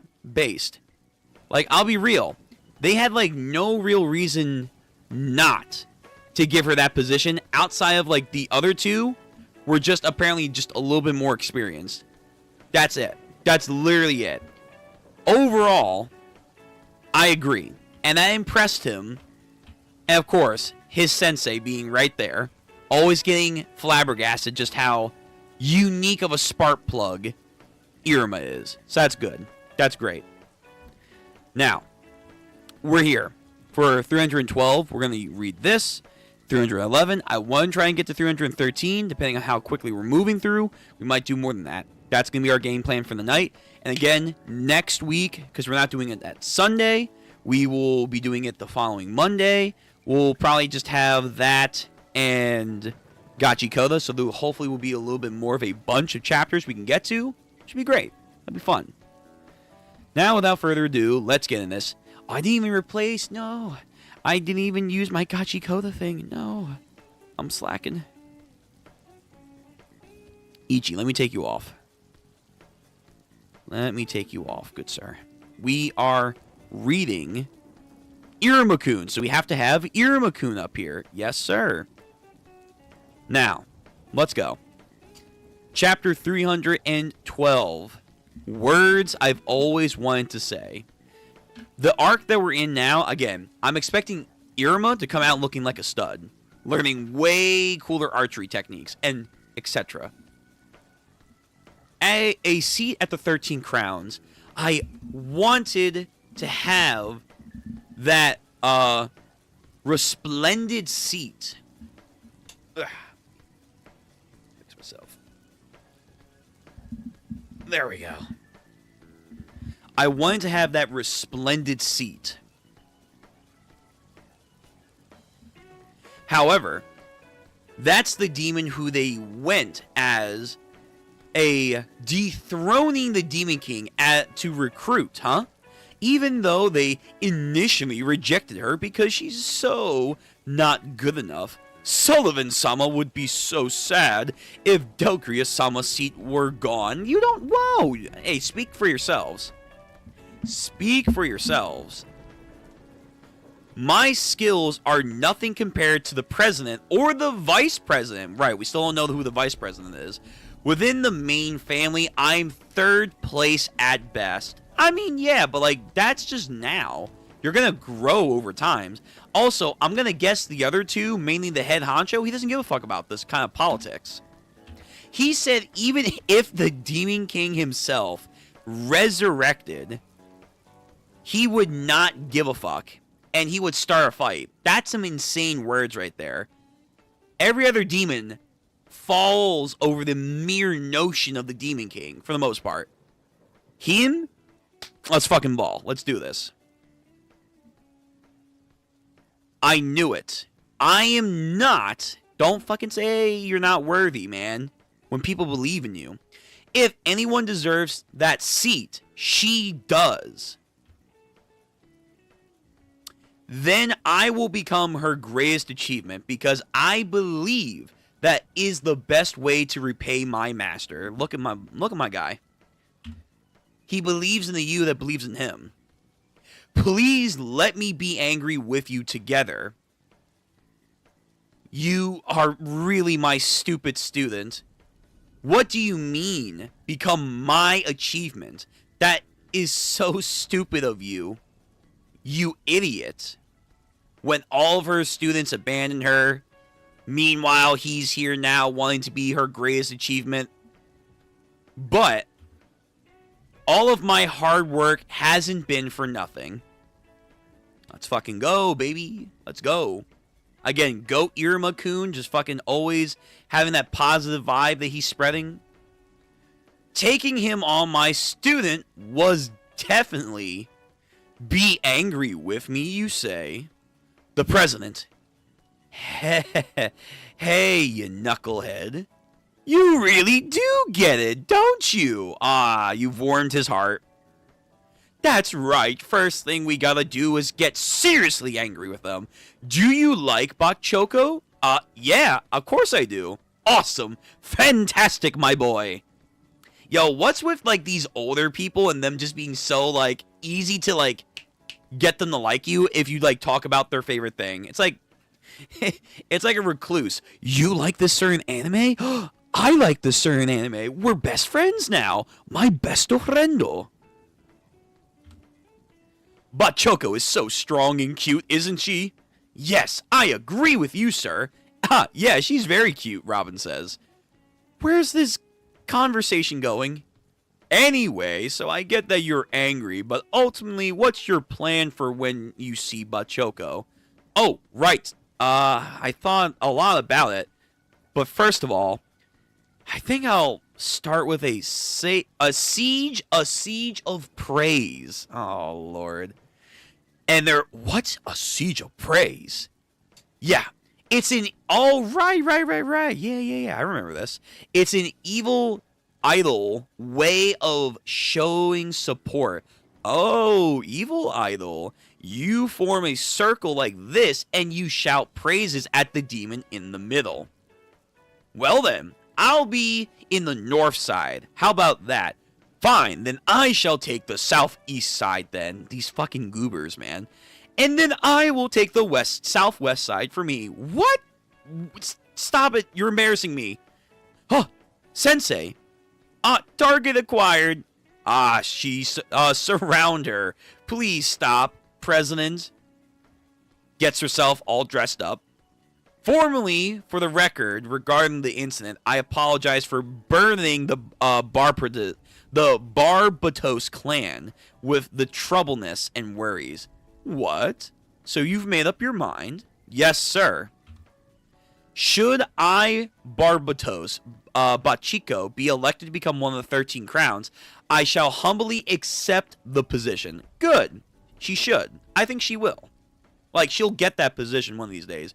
Because if Ball is moving and Calgeo's brother is doing some shit on the side, well, reason to stand, he's probably not going to keep that position. So, yeah, she should get it. Also, I'm theorizing that the vice president is probably going to team up with Ball and his clique. So he's going to have his fucking misfits, if you will, that are doing all the fuck shit. Then you're going to have Calgeo's brother. You're also going to have the vice president of the Bartos clan. That's a problem. And then probably some other people that we've been hearing about here and there, I can imagine. I appreciate that this story has reasonable adults instead of leading kids into the field to die. Yeah. Like, not every adult wants, like, bloodshed. It's just when they get pissed off, they will do anything they can to, like, let you know it. But they are, like, almost childlike sense of wonder with a lot of these adults. You understand fully the responsibilities and hardships, correct? As well as the criticism that you will be facing once you become a 13 crowns, don't you? You truly prepared to endure all of that?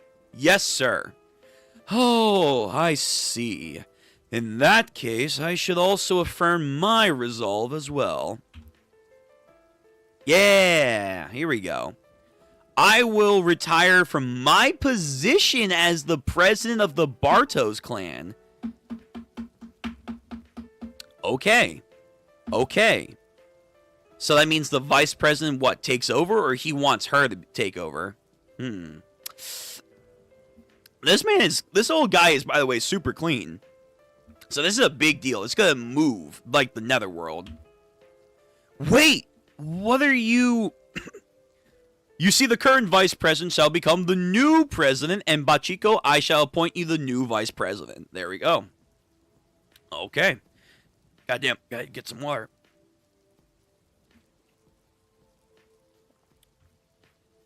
Really? Vice president?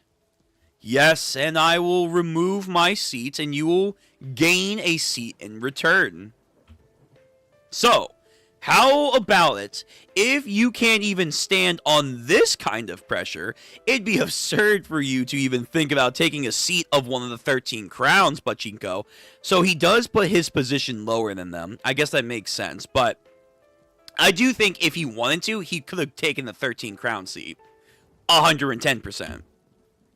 I am grateful, and I shall take the position. And of course, they're happy. Good. You have steeled your resolve.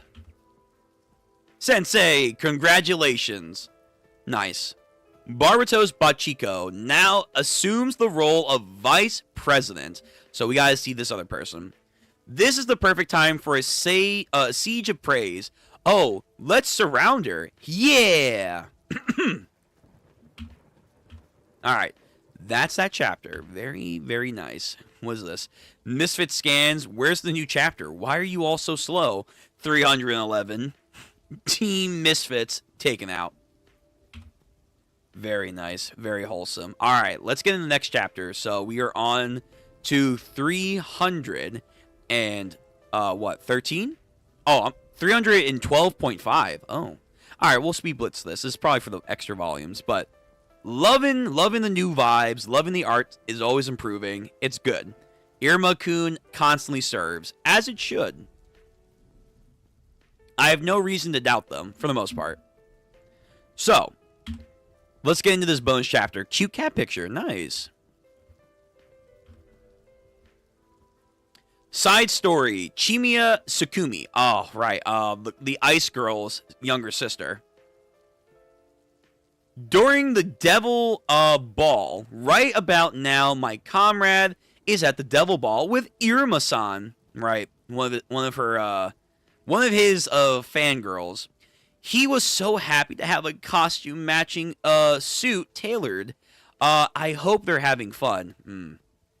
I asked for a picture of Iruma, so I'm looking forward to what will come after the report. Oh, it's from Etta.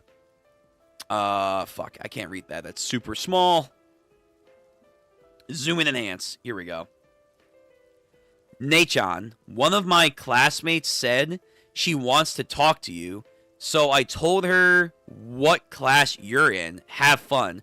Oh, right. Didn't we run into her younger brother? Isn't he like the kid that we run into the first day of like their second year? I think it is, right? Something like that. Huh? Ah, yes. Here we go. Hello. You are Iruma-san's expert, aren't you? Yo, she constantly is getting all these people that want to know her expertise. She's going to be, you know, unironically, like, her significance at the end of the day, she's going to become like a chronicler of Iruma's exploits. Like, she's going to be the storyteller, the Babylus library keeper of the Iruma tomes, the ancient Bibles that will be set in the future. When she's like an old woman demon, she'll be like, yes, back in the days of long old, there once was a boy who changed our world and would become the Demon King. Yes, yes, yes, yes. That is where we're going with this. The big arc is next is crazy. I hope so. Like, really geopolitical stuff. Ooh, I like that. Eiko, yes. I really hate this girl. Iruma has a harem that I love, but the ice girl is annoying. Oh, okay, I thought you meant Eiko. I was like, whoa, wait, you hate Eiko? Fair enough. The younger girl, yeah, she's alright. Yeah, Eiko's cool, though. I like her. Eiko is a reporter in the Mafia 8. Oh, my God. Okay, I gotta read this Mafia stuff. I don't know if I'll do it on stream, but I want to read the Mafia. She's going to be the keeper of the... yes, she's going to be the keeper of the Iruma ancient text. Long ago, in a distant land of the Netherworld, we were unaware of a boy that would change our world forever. He who would become the greatest demon king of all times, and he who would have a harem of 1,000 men and women. Yeah, here we go. So she wants to share her photos and her findings. These photos are incredible. Each one is a gem overflowing with innocence, cuteness Iruma Senpai had when he was still a first year. They're all treasures. There's so many of them to help. Are you sure? Actually, let me turn off this light. It's a little too bright. Yeah, there we go. Are you sure I can really have these? Yeah, it's okay. Take them. I have extra copies. Let me turn down the music just slightly. There we go. Alright. Are you sure? Can I really have these? Yeah, it's okay. I have extra copies. I got so many photos from the Heartbreaker exam after all. I never would have expected them to come from Vine-kun of all people. I was so happy. That thing, eh? Right. He believes he's now part of the harem. The harem set. Now it's too low. God damn, I can never find like the right pitch. The thing that could be useful occasionally. I'm looking forward to having your support from now on. It's a pleasure to be working with you. This will net us a special prize later on. Yo, you got Sobnok's sister in this too? Oh no. Thus, the sexy photo has been planned. Oh, God. Alright. Oh, they're in that traditional archer garb. Nice. Opera's pajamas? Let me see this shit. Paw pad buttons, of course. Outfit cuff has the cat ears. Hidden needlepoint cat, cute. Pillow point mold after a cat, of course. Iruma's pajamas is pretty standard, same brand oh my god, he has the same brand as his granddad. Hey, by the way, Sullivan, whoa, what this goddamn pose right now, easy, sir. Yo, I don't like how you're posing right now. It's giving off a lot of energy right here. Just, yeah. Okay, alright, people are flexing right now. Sullivan's pajamas are high quality materials, sized long. Sure. Very cute. Okay, that was a neat bonus chapter, but now it's time apparently for the real shit. Now it's time for the real stuff begins. Let me read the comments though before we get into this. Eiko is goated though. We love our bisexual disaster. Oh, true, right, because she likes Amari. Our bisexual disaster Eiko. If you remember, there is a prophecy of a great demon king. No. Trust me, I already know. I got this shit on lock. So, yeah, there's the idea that the great demon king will appear one day to change the netherworld, especially since Delcaria went missing. There's also a prophecy that entails about a stranger from a distant land is going to come for the demon world, the netherworld, and change their world. He is said to have bestowed upon those who follow him healing abilities, which goes into Iruma's blood, which I haven't really gotten to too much again. There's that. I have my own theories about like how this ties into, let's say, this person from a distant land. They already might know of humans to a certain extent, which we already know, like Omri's dad and the higher-ups do know that. But I meant, like, in the prophecy, like, maybe, like, they were waiting for a human and maybe Delcaria knew that. Because there's, like, a bunch of theories, like, oh, we know,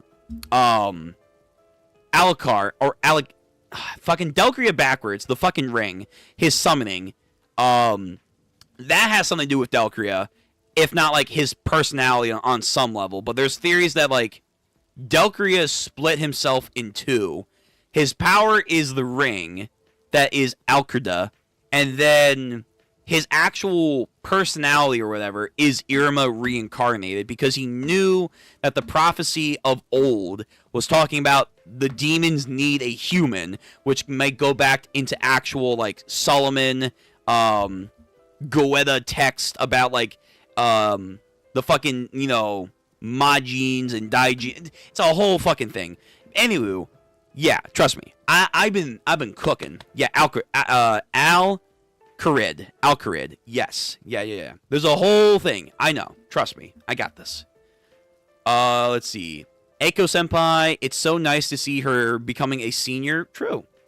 I want Opera's pajamas. They do look good. Okay.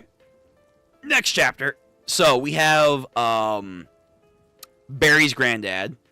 The situation is urgent. Chapter 313, the state of mind for a decision. Babel Tower, 665th floor. The 13 Crowns symbol is troubled by the president's rage. Yeah, you just pissed off a massive, skillful archer and his clan, potentially. First, we must apologize for the insults to Lady Bachoko, but heading toward the barbarous Todo's household now would be dangerous considering the president's fury. They don't even know. They don't even know it's already taken care of. A mere misstep in response could lead to a great catastrophe and a war. Allow me to go instead. Head of Spirits, Paimon. You see, it's quite... I know she has a country accent, but I'm not going to try and do that. It's quite difficult role, but please understand, right now, it might be impossible to reach Gramps and Bachoko, but if I were to go... They do have a relation. Oh, hold on. Someone's coming. Excuse me, Robin, quick as a fiddle. It's the Barpratos household. We're already here. Don't we? Yo, look at this energy. Look at Grandpa's energy right now. Seriously, like, you can't tell me this is not hype. The man's on a giant pheasant demon chicken, just like outside the 13 Crowns. Like, hey, what up? I'm here. This guy totally could have become a 13 Crown if he wanted to. He just doesn't care. He doesn't care. It's just not his scene. They're all taken aback, like, oh my god. Pardon the intrusion. Again, they made a whole big deal, like, we can't just go into his area all willy-nilly. Not for me, though. I can come into your area anytime I want. The president. Why are you here? Oh, well, given the opportunity here, I want to come and deliver you this. Ha Iruma-kun. Iruma-kun. Why are you two together with the president? He appeared uninvited at my house, and then, thanks to him, both Bachoko and our houses have made up our minds. In the name of the Barpros clan, one of the three heroes of the Great Demon Valley War. Right. Yes, I'm going to save that for later. That's going to be important. Save. I will be stepping down effective immediately as president and make Bachoko the chief.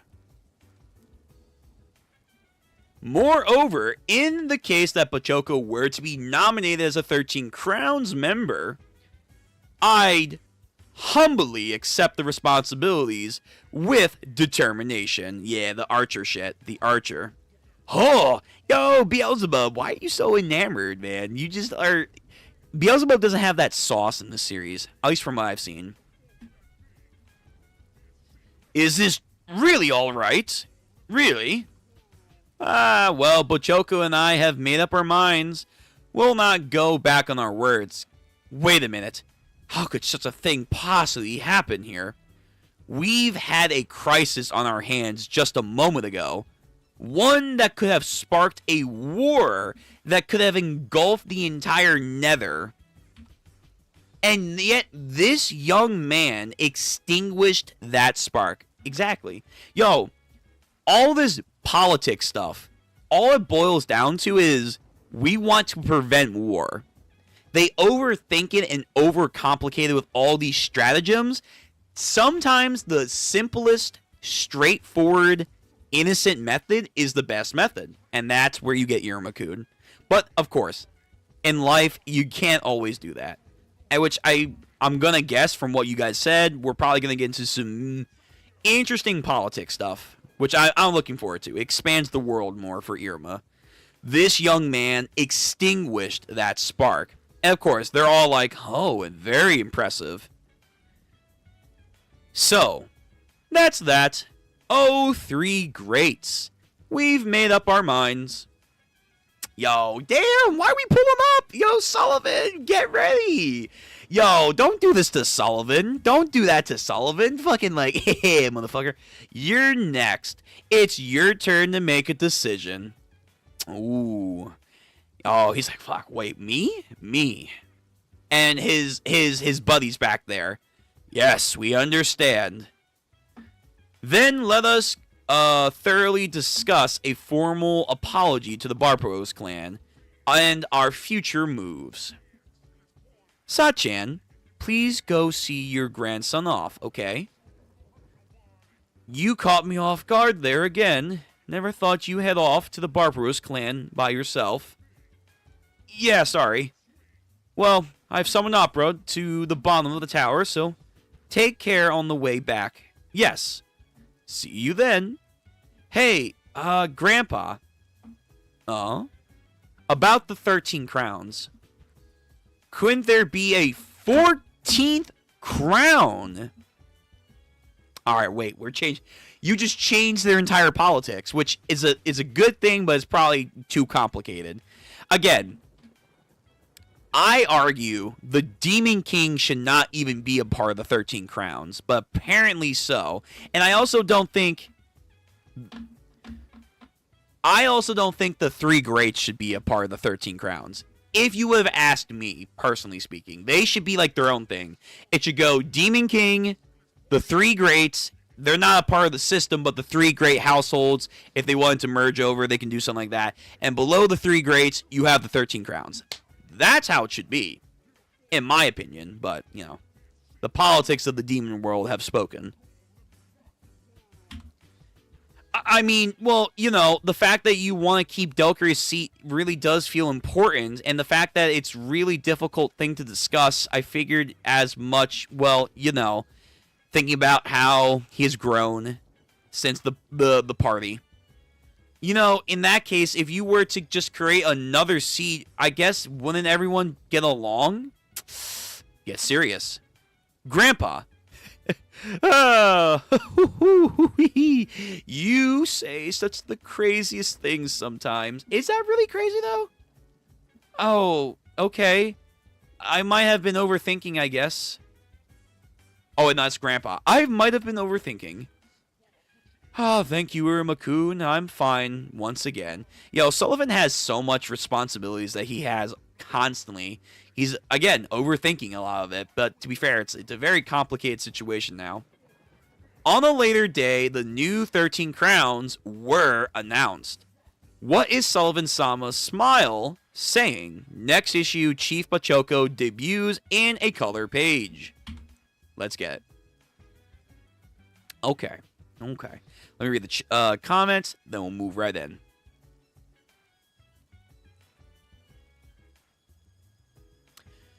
It's so nice to see her becoming a senior. I want.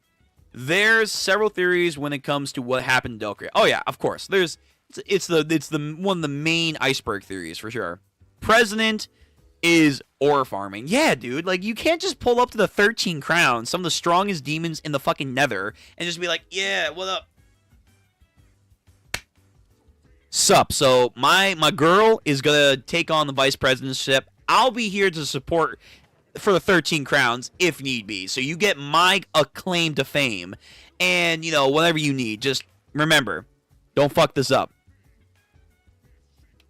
By the way, your grandkid's cool. He's cool. That's insane.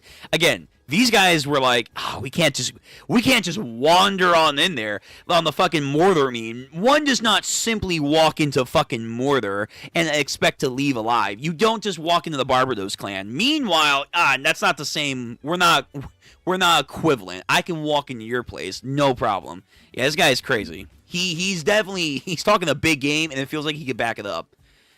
Gotta make a grand entrance, absolutely. Absolutely. So, here we go, chapter 314. Let's keep this pace going, and we could probably go for another chapter or two.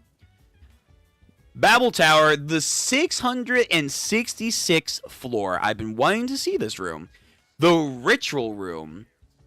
In here, the 13 Crown Inauguration Ceremony. Sullivan of the Three Greats, present. And he's like one of the main figures. That's cool. I like that. They all have special jackets. I just realized that. Oh. Lady Levy of the Three Greats. Belia of the Three Greats. Present. Next, Extraordinary Assistant Beelzebub. Present. And with the same rank. What? Oh my god. He keeps fucking climbing. He keeps climbing. This is some bullshit. With the same rank, Extraordinary Assistant Ball. So, okay, there's now another hierarchy. So you have Demon King, Three Greats. Of the 13 crowns, you have the Extraordinary Assistant. And then you have now another one of equal status. And then the rest. Gotcha. Present. Heavenly Eyes, Astro. Head of Spirits, Paimon. Chief of the Four Cardinals, Ama Iman. Fuck it. Present. Head of Lust, Asmodeus Amaryllis.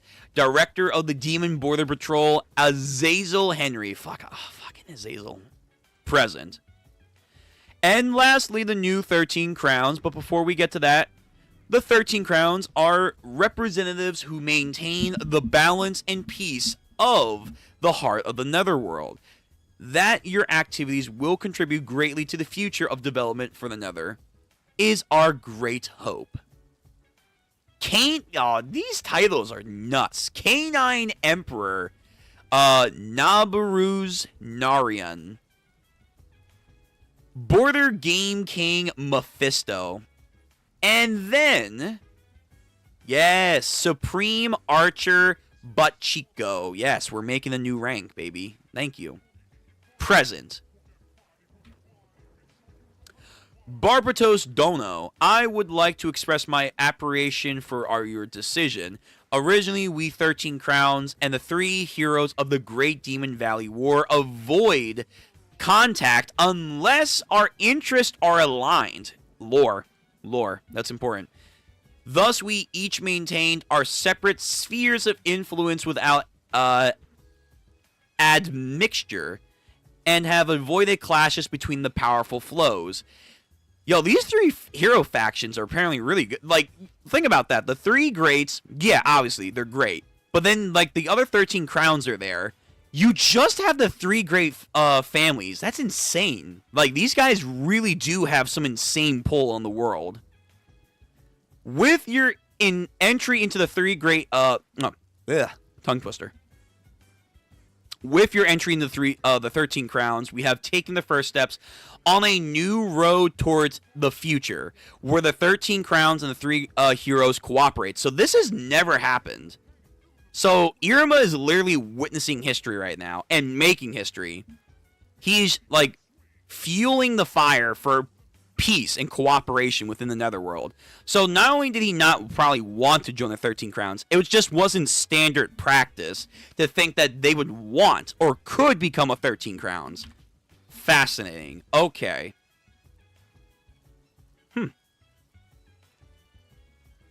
Also, we need more information on this Valley War.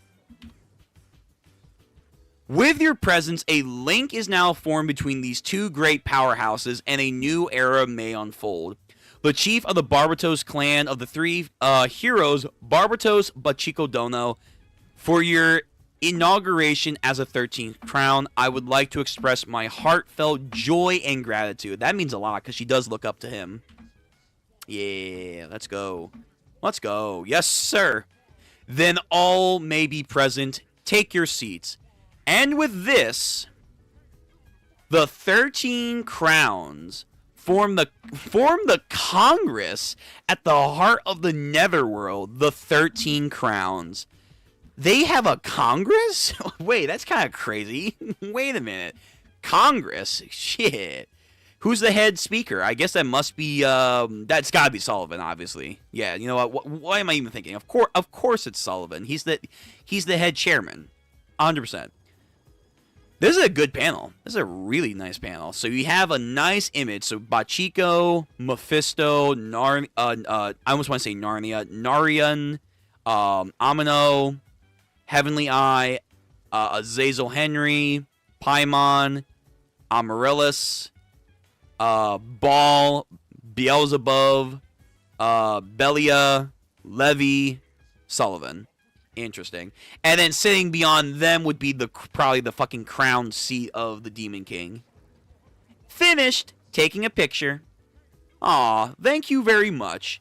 Hereby, the seating ceremony is now complete. Each of you shall be striving to govern your own territory and report back regularly. Next, concerning the new 13 crowns, first, 13th dinner. I was thinking that the 13 of us could go out for a picnic. That's a callback. That's a callback to Delcria. He said, fuck the meeting halls. Come over here. Huh? And everyone's like, what the fuck? We've been through so much after all. A picnic? Seriously? Yes, you will be briefed on the details later on. Goodbye. Wait. Hold on. Sachan, what's this about? It's not like you to joke around at such a formal occasion. I knew this turn of events was a big shock, but maybe he needs some time off. You know, I can hear you two. I just thought if Delcria-sama were here, he would have suggested the same thing. There you go. Very nice. I'm curious on how these two have met Sullivan. Like, where did the three greats meet? And then, like, I want to see what they think about Delcria. It's probably in high regards, but Sullivan's always the one that always wants to press the memory of Delcria. And yet, obviously, it's not as far as flamboyant music boy. But of course. But it's always interesting that he always brings up Delcria when it's among the three of them. And, like, these two don't really talk about him too much. Outside of when they need to for politics reasons. Well, I and everyone else, too, might have been overthinking this. About the weight of the 13th crown and the importance of a demon's lord's seat. In the end, the demon lord's seat wasn't ever used at all by Delcria-sama. True. For that very person, the 13th crown and the demon lord's seat were simply a place to sit down and to meet and to chat. A flashback. So, Sullivan, dude, Delcria is fucking huge, man. Like, even compared to the other demons that we've seen, he is massively big.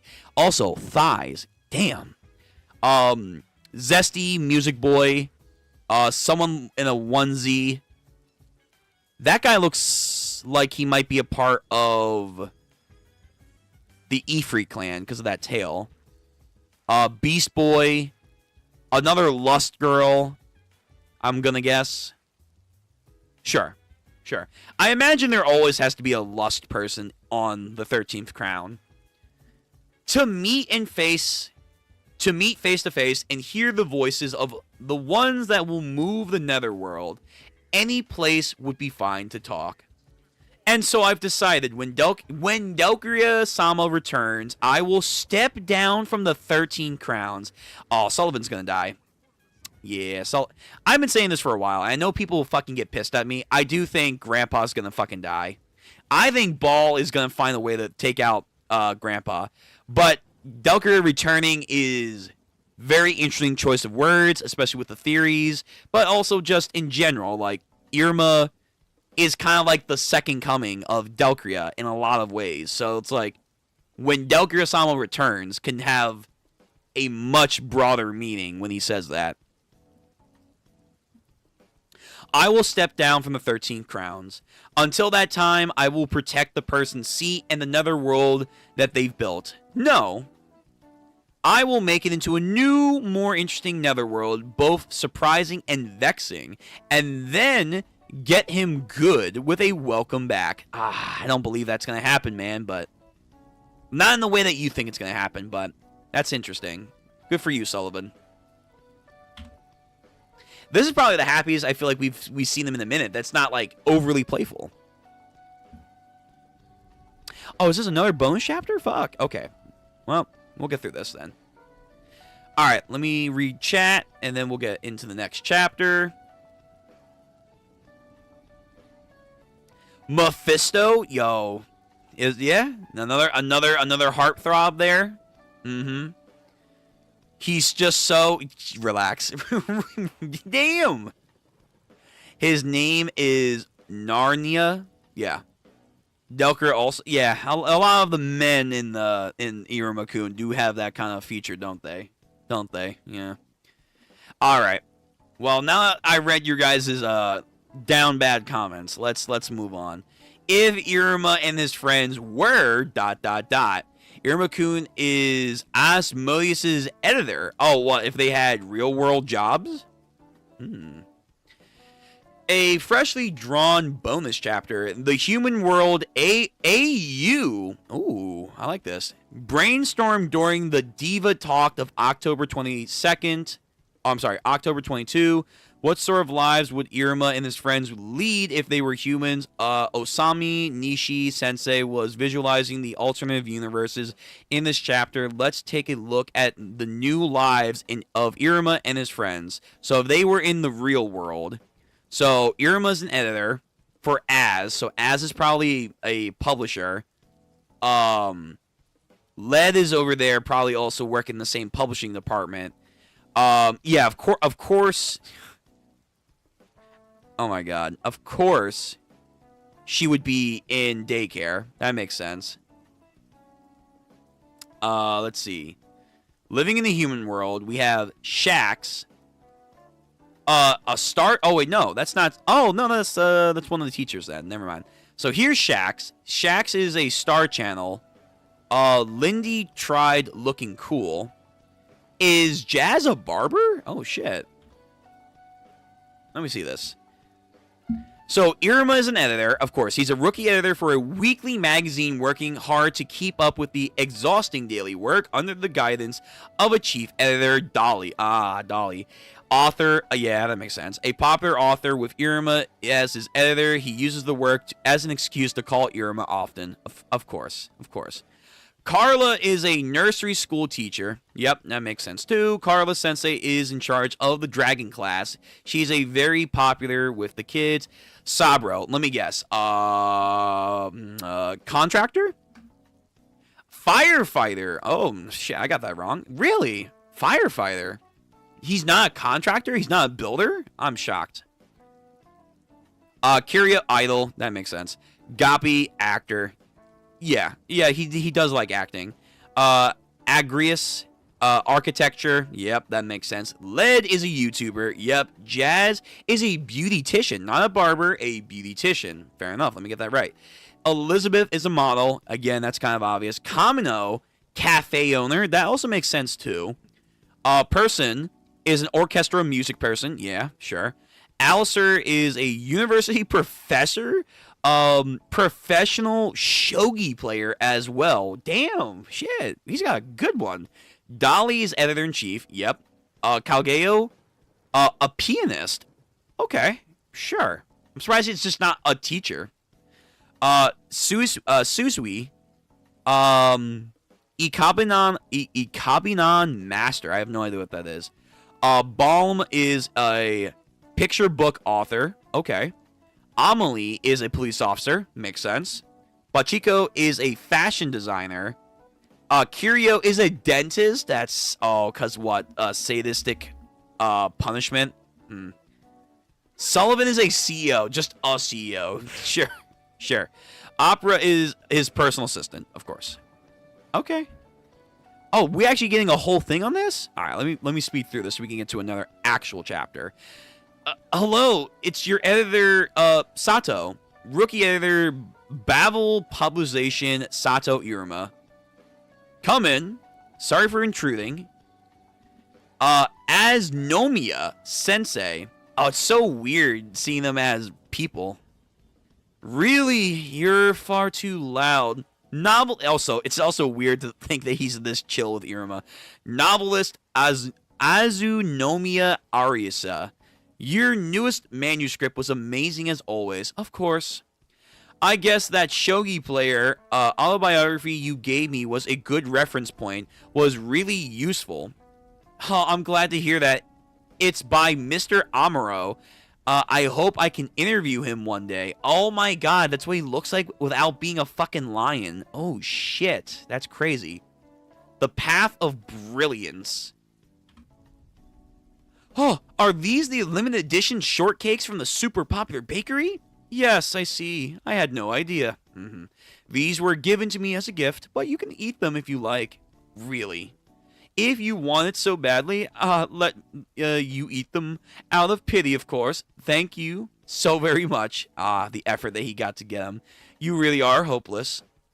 Back at the Happy Nursery, Ichi, welcome. Nursery school teacher, Araki Korea. Again, it's weird seeing them as humans. Thank you very much for inviting me here today, Araki-san. Come on, call me Korea. She's not even going by Carla. Being formal banned inside the nursery, and the kids try to imitate her. Got it? So, say you're sorry. You want to know what we think about the picture book, right? All the kids love it. They even fight over who's going to read them next. Really? Wow, I'm so glad to hear that. See, I knew your picture books were amazing, Naburo-sensei. Nice. Oh, thank goodness, I'm so happy. Picture book author, Nobara Sicherio.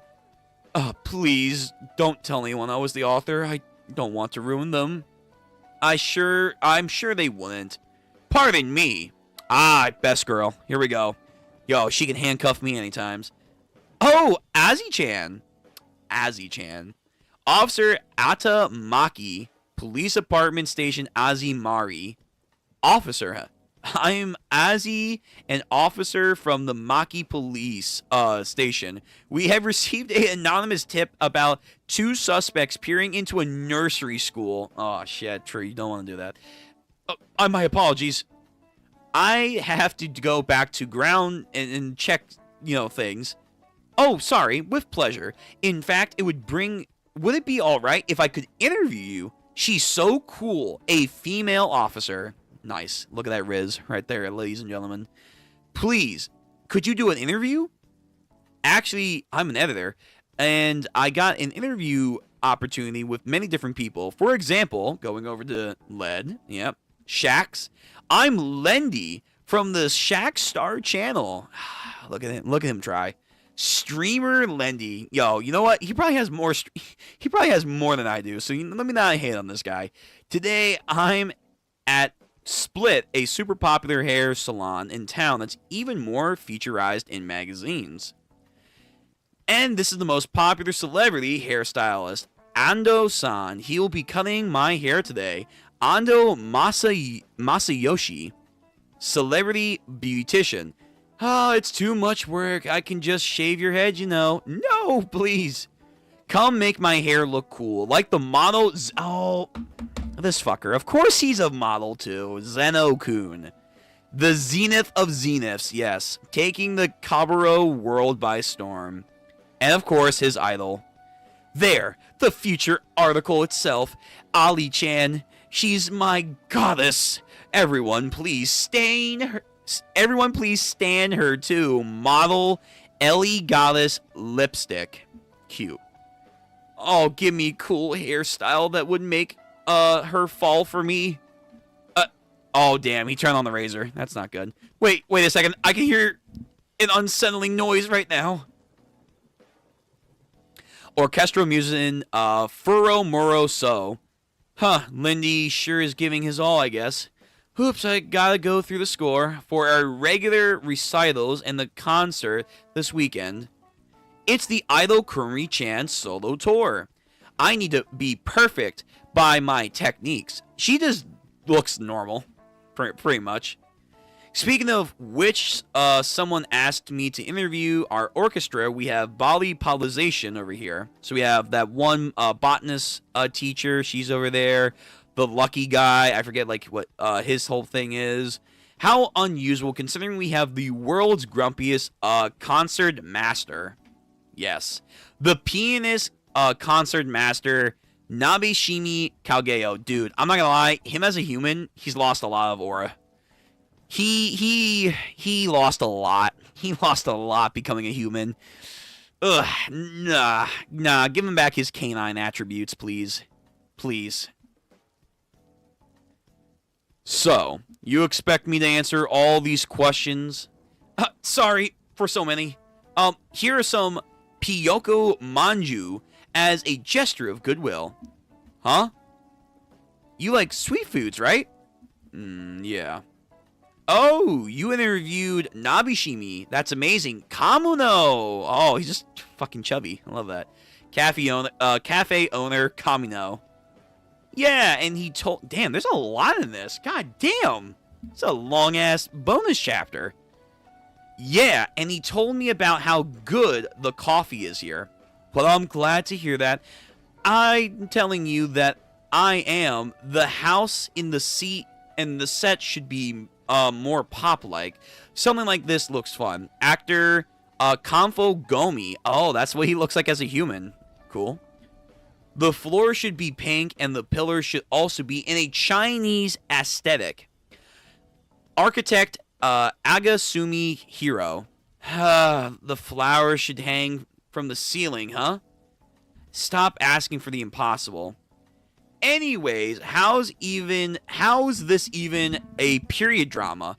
It's a special year-long drama produced by the super famous designer Bachiko. It's going to be a neo-period drama for a new age. What's even a neo-period drama about? Bachiko, looks nice. Excuse me, could you tell me more about this? Can I go now? Sure, yeah. Dentist, here we go. Dentist Amakiba Curio. The best cure for a cavity is to yank it out right as soon as possible, Bachiko-san. And while we're at it, why don't we try 2 or 3 more? And she cut the call, didn't she? Well, there goes another client. Iruma-kun's column. I sure do like that boy's writing.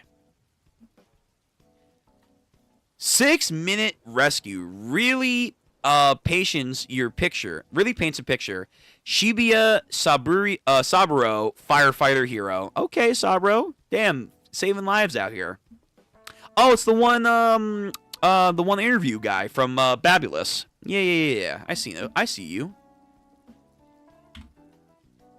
Hey, Iruma, I read the magazine. It was an awesome article. Oh, I'm so happy that you liked it. And we have fucking Az still on the line. Hello, I'm still here. I got permission for the interview, Omri then says. Thank you very much, Michi. I'll call you back right away, yes. Well, with Iruma-kun here, there's no shortage of new content. I'm expecting a huge bonus this year, Mr. President. Editor-in-Chief Don Rion. Ah, okay. He looks so weird. Sullivan as a human. Babel Publication President Saraba and his personal assistant Hario. They look weird. Some of them look good, some of them look weird. Okay. That was a lot. Not bad. Not bad at all.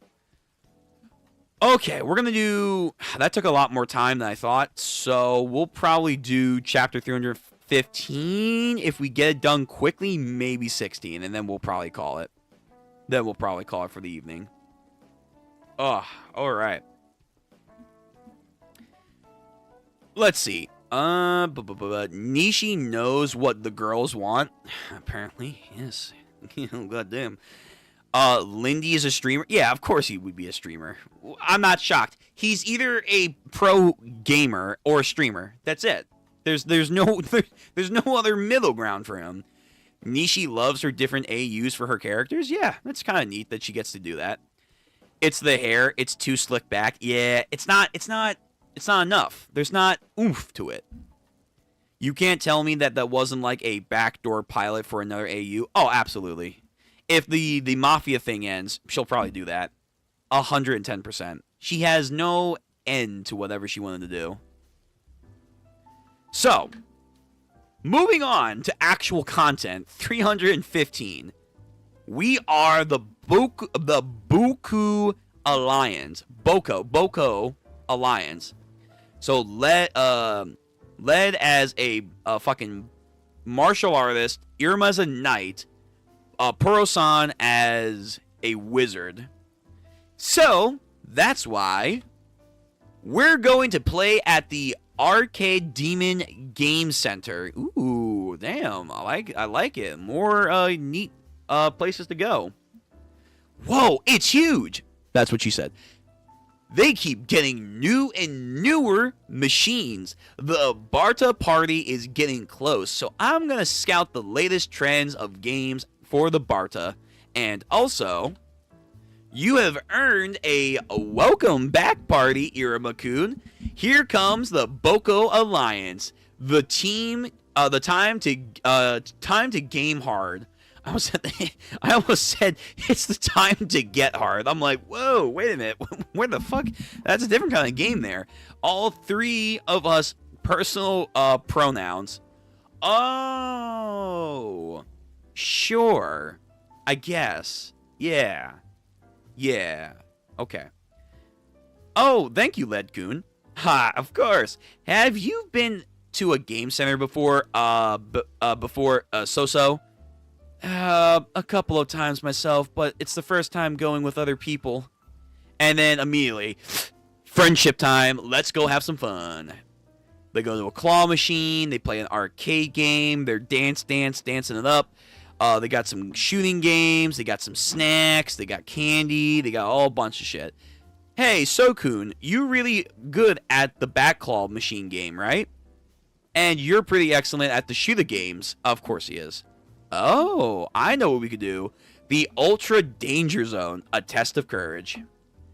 If multiple people play the game inside the zone, there is a significant risk of them turning on each other. If you go in, brace yourself for the worst. Shop manager. Intense. Wow, a significant risk of turning each other... oh, that's weird. It's pretty harsh. This is the Blood-Drenched Netherworld Party Mania 1. That's a mouthful.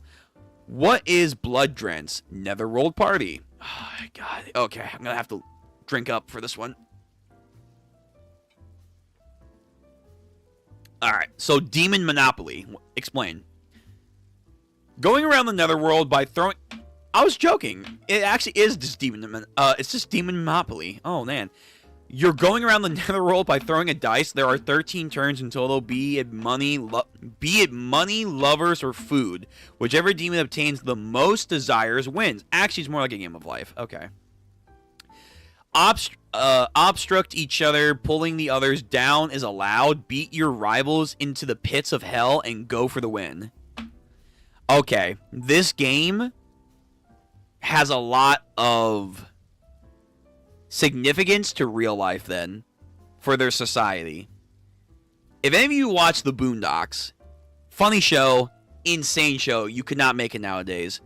There is one good line in there that I think reflects society as a lot, especially right now, that I do think this game, that's also probably hinting, well, not even hinting, just straight up gives an idea of demon culture. It's that one dialogue when you get the fucking triad. Hold on, let me see if I can pull it up.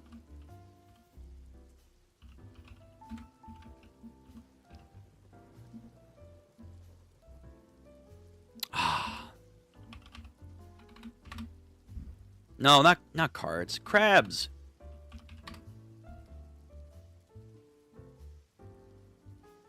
Can I pull it up? You know what? Let me see. I might... Yo, this video might get copyright. I don't care. Let me mute the music real quick. Sorry again. Find it. There we go. Got that hard exterior. Fascinating creature, the crab. Got that hard exterior. But he ain't really dangerous. Except to another crab. Dumb as all hell. Can't even walk straight. Matter of fact, the only thing a crab is good for is holding back other crabs. A crab don't want to see another crab make it. Yeah, I guess. Crab is like, if I'm gonna die, we all gonna die. I admire that. We all gotta die sometimes. Might as well help each other get there. I mean, that's what you did just think. Ah, God, that was good. Boondocks is a fun show. It's hilarious, but it actually does have some stuff that genuinely is scary how far they predicted some things to happen. And is a good reflection on just the times right now. But anyway. Oh, hold. Shit. Hold on. Oh, no, we're glitching.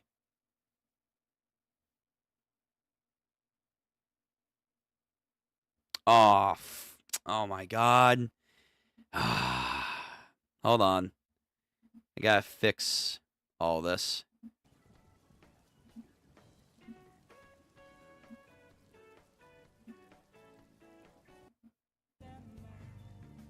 Hold on, are we good?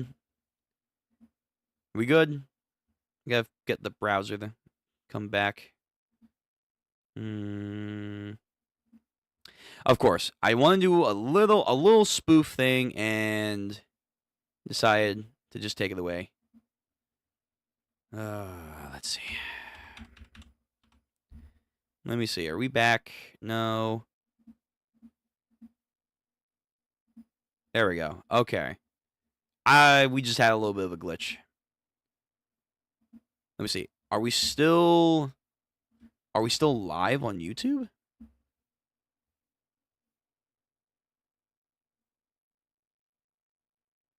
It's not loading, which is not a good sign. Okay, well, no. I see myself now. Are we... Okay. All right, that was fun. So that was probably a sign from the heavens, like, hey, tick-tock, you're on the clock. Fair enough.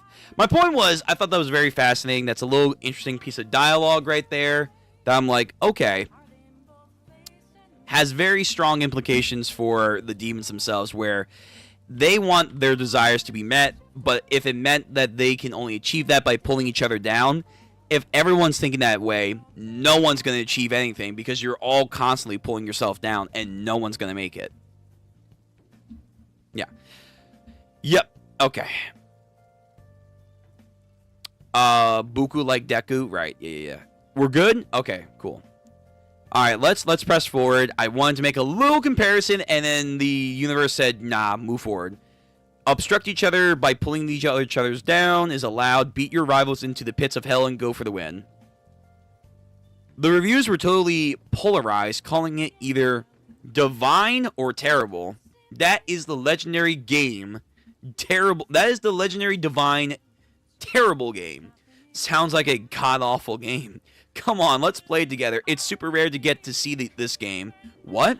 But won't we turn on each other? Let's see. Will they have good teamwork? Will they have good chemistry? What are you saying? The bonds of the Boko Alliance are stronger than ever.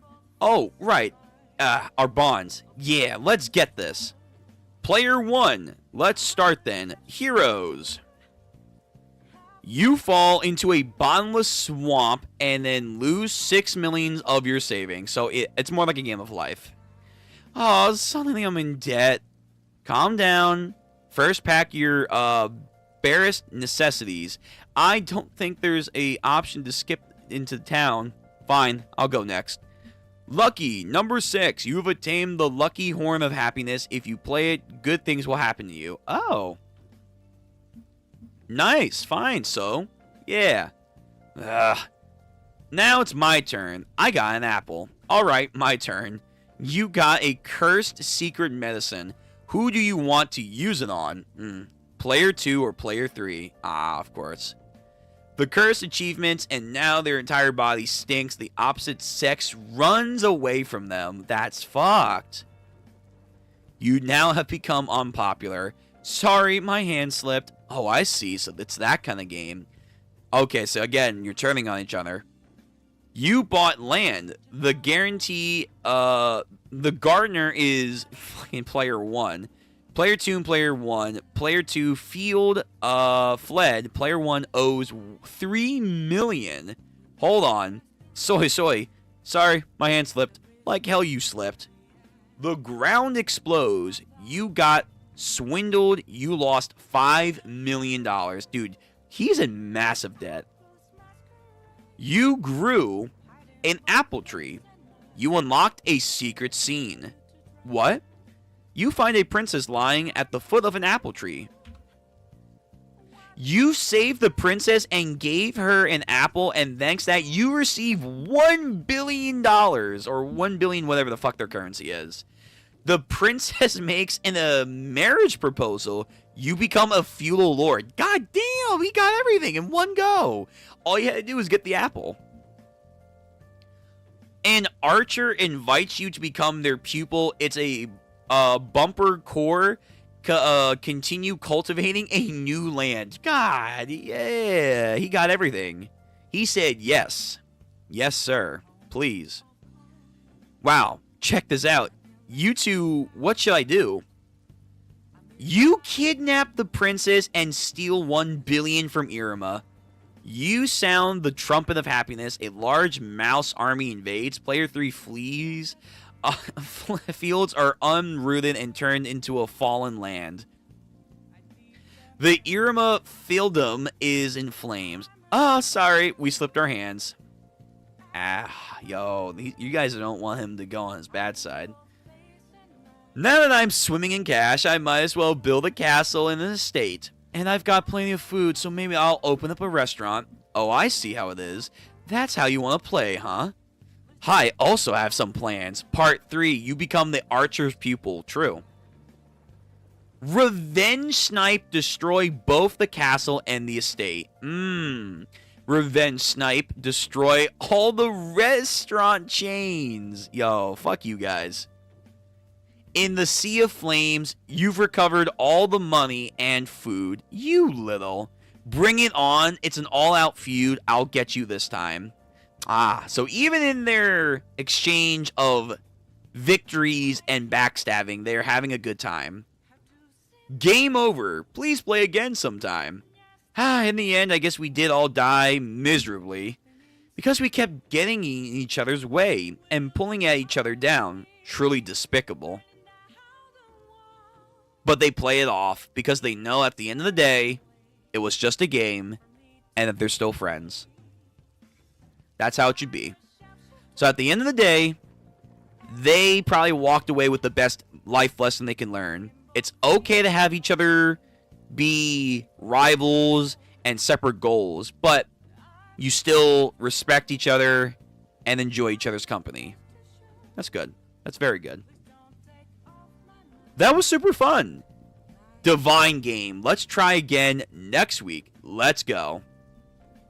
Let me lower my music just a little bit more. Alright, so that was that chapter. Okay, Armory chapter, let's go. I think we'll probably, though, end it off on this. Probably. Even though I want to go for more.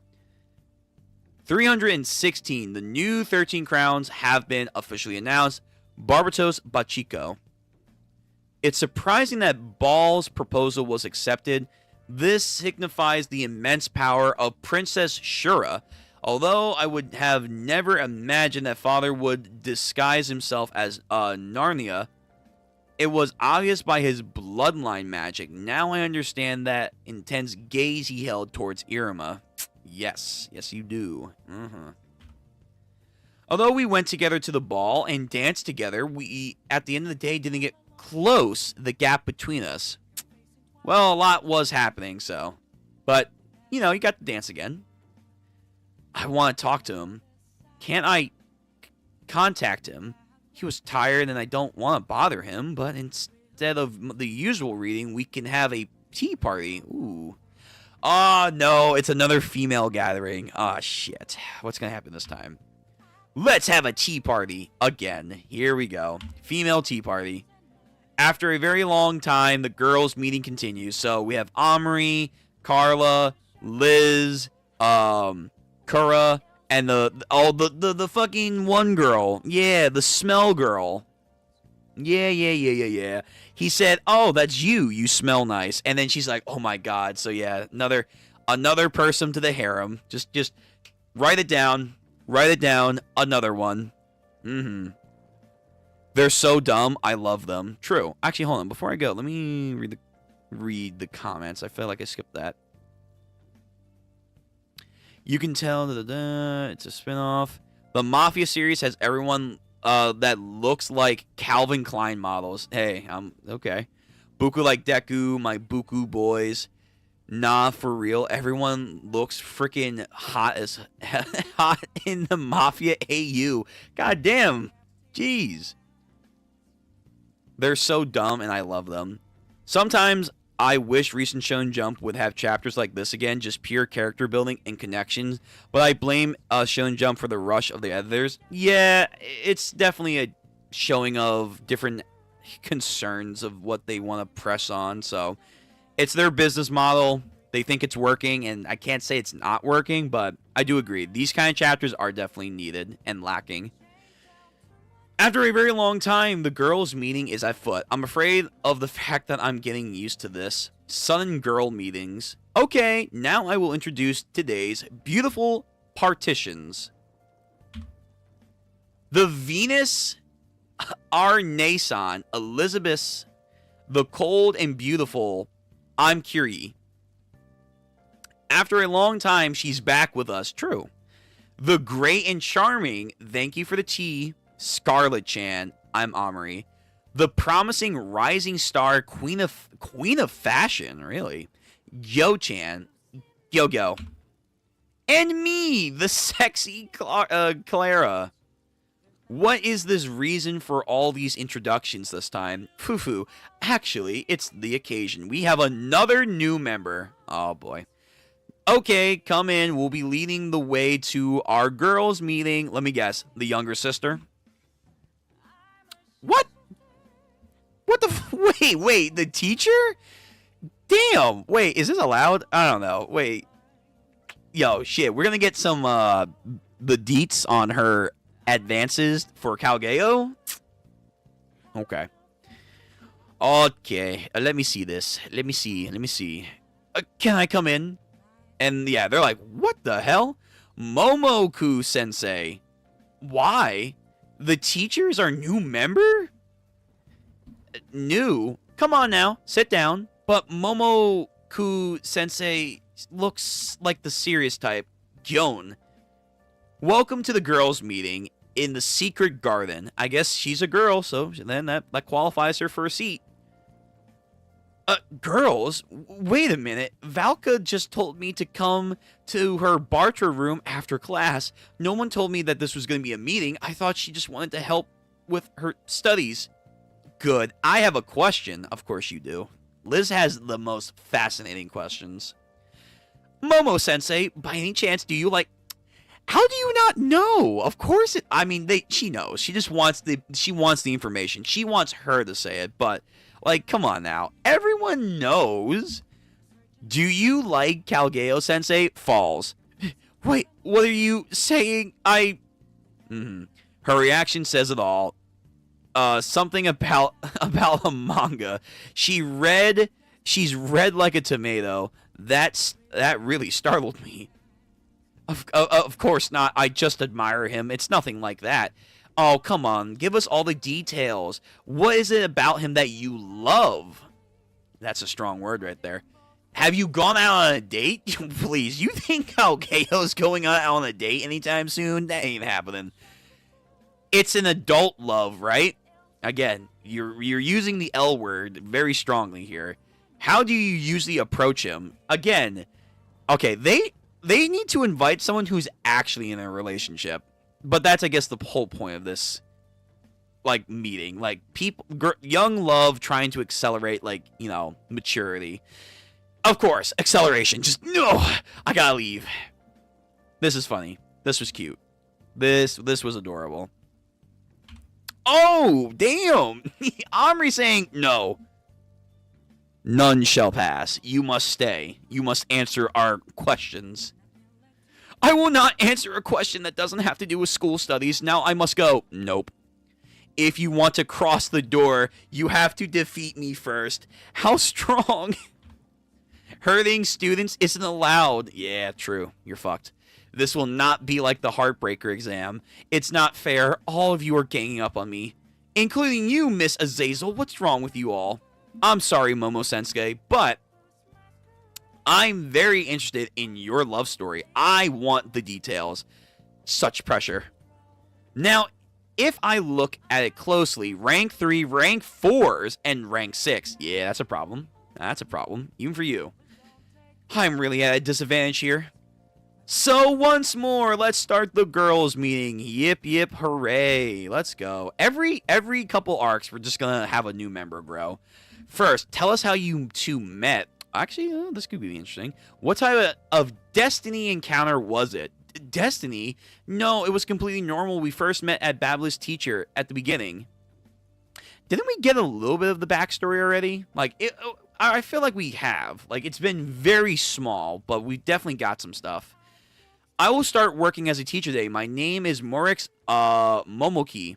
It's a pleasure to start working with all of you here. Does she have a Yeah. Wait 2 seconds. She has a granddad that works here. My first day as a teacher. I've always dreamt of this. I'm so nervous. She's my granddaughter. Yeah. I wonder, does Nishi have a good relationship with her grandparents? Because she loves the grandparent and grandchild dynamic in their storyline. They really do. Like, it's like all over the place in Iruma-kun. So she must have like a really good foundation with her family. Be strong, Momo. Straighten your back and stand tall. Do not let it show that you are scared. She looks really younger with this with this look to her. Like I mean, she probably is older too. But like with the pigtail, or not the pigtail, the words. Oh my god, the ponytail look. She looks way more mature. She looks super mature. Also, the outfit definitely enhances qualities. Yes. I'm just gonna say right there, her current outfit definitely enhances certain qualities. Be strong, Mo. Straighten your back. Stand tall. Do not let them show that you are scared. I'm going to introduce you to your tutor today. Yeah, my tutor. I wonder what kind of demon it's gonna be. Oh, I hope it's not a type of person who's big and intimidating and unfriendly. Well, that's a shame. Here he comes. He's your tutor for the day, Narberus Calgeo. Oh, this one he still had like a ponytail. Shit, cool. I hope you get along well.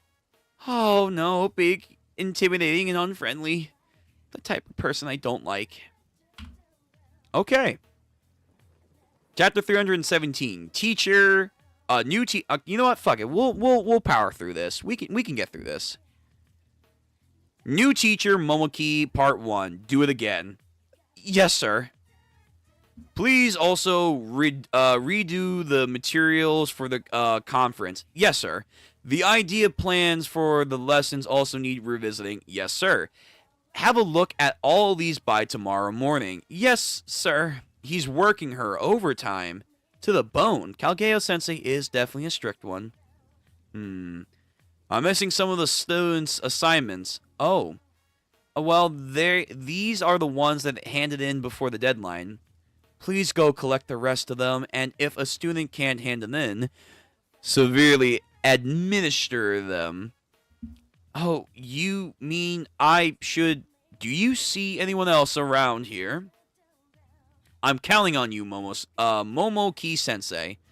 Oh, Calgeo-sensei really is both scary and strict, but still, I will be able to put things so bluntly to students. Alright, so you got the ne'er-do-wells, the delinquents. Oh, crap. Could you submit your assignments? Nah, could. Yo, you are the teacher. Yo, you gotta tell them. It's due. Where is it? Let's go.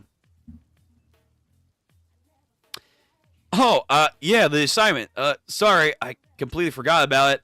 I'll hand it in later. Please give us a little bit more time. All right. I mean, to be fair, okay.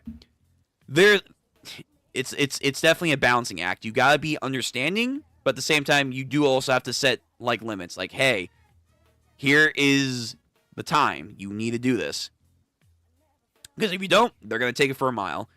All right, I got them all. Thank goodness. I'm glad they were all good, cooperative kids. Here's the assignment. I finished collecting them all. Looks at it. Is that all? Yeah. Very well. Very well, he says. Not even a thank you or appreciation for the hard work?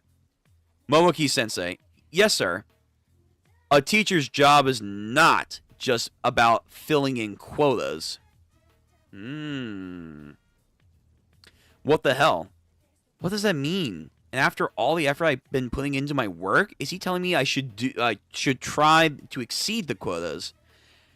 Rather than scared, I'm starting to feel sick. Oh, the students from earlier. You know, Momoki-chan sensei joining is a real blessing for us. I know. She didn't even figure out that we copied the entire assignment. Oh. So it's not just get the work done. They need to do quality. Right? We're so lucky. You got used. That monster Calgeo always checks every single line. He's a real pain. And he only takes them in after you redid them on your own. He's a teacher. That's what he's doing, man. He's got to teach you. On the other hand, Momochi-sensei is like, whatever, approved. Even if you copied every single answer from the start, from the smart kids. Our queen, Momochi-sensei. You are being used. The weather's pretty nice. I can't believe it. Those students were totally looking down on me. Thinking back, there were probably also others who were cheating that I was unaware of. I was so focused on completing my task that I didn't even thoroughly check their work that they handed in. A teacher's job is not fulfilling quotas. Okay, that makes a lot more sense. They are good teachers, by the way. These are like probably some of the best teachers that you can get in anime. It's insane. It's just like as Calgeo Sensei said, I was acting as if I were a mere assistant, thinking only about myself and not at all about the students. Even though I'm supposed to be a teacher at Babulus, she's always good at expressing the art of like the visual of their faces when they're going through stuff. It's nice. Don't cry. But this is so frustrating. Excuse me. This is where she meets Blom. Are you alright? Yeah. Oh, sorry for startling you. I'm also a teacher at Babulus. I'm in charge of the fantasy creature study. My name is Balm Surichiro. If you're going through a tough spot, I'd be happy to lend you an ear. Oh, I see. So the students were looking down on you, and you might have been lying to you. How about I sniff out the ones who are lying? You can do that? Yeah, I'm good at that. Then we're gonna get up with a strategy to prevent them from lying again. A strategy? Yeah. And while we're at it, we'll restore your reputation as a teacher. Oh, damn. All right. You know what? Let's finish this storyline. We'll finish Momo's storyline and then we'll call it a night. Before that, let me read some comments.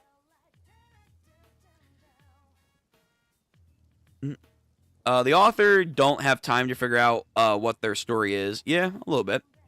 Momoki, only good in short time, but not long run. The lack of powerhouses series and the series that rise but go out fast is the reason. Yeah. Like when One Piece is done, man, they're gonna be in a tizzy. This chapter makes me like her. Make me root for her after this. She's a simp with reason. Okay. She's a simp with reason. I like that. We love Momoki. We got a tidbit at the end of the Harvest Festival. Yeah, I thought we got a little bit of it. Nishi wrote like she has a happy family and a marriage. What? Okay, well, she's going to have to get that a little bit there. Yes, young Kalgeo. Now they're great teachers. Yeah, they are. Yeah, they are definitely great teachers. Like in anime, shit, it's like a mix. They're either great teachers or like they are lackluster and don't really pay attention. It's like, no, these guys are really good. So let's try and finish this storyline and then we'll call it. So, chapter 318, the new teacher Momoki part 2. Okay, a field behind the school. Why is today's lesson outside? It's basic on magic again? Oh, what a pain. Now, she got her little, her hair band thing. Yeah. Wand out. Everyone, present, Momoki-sensei?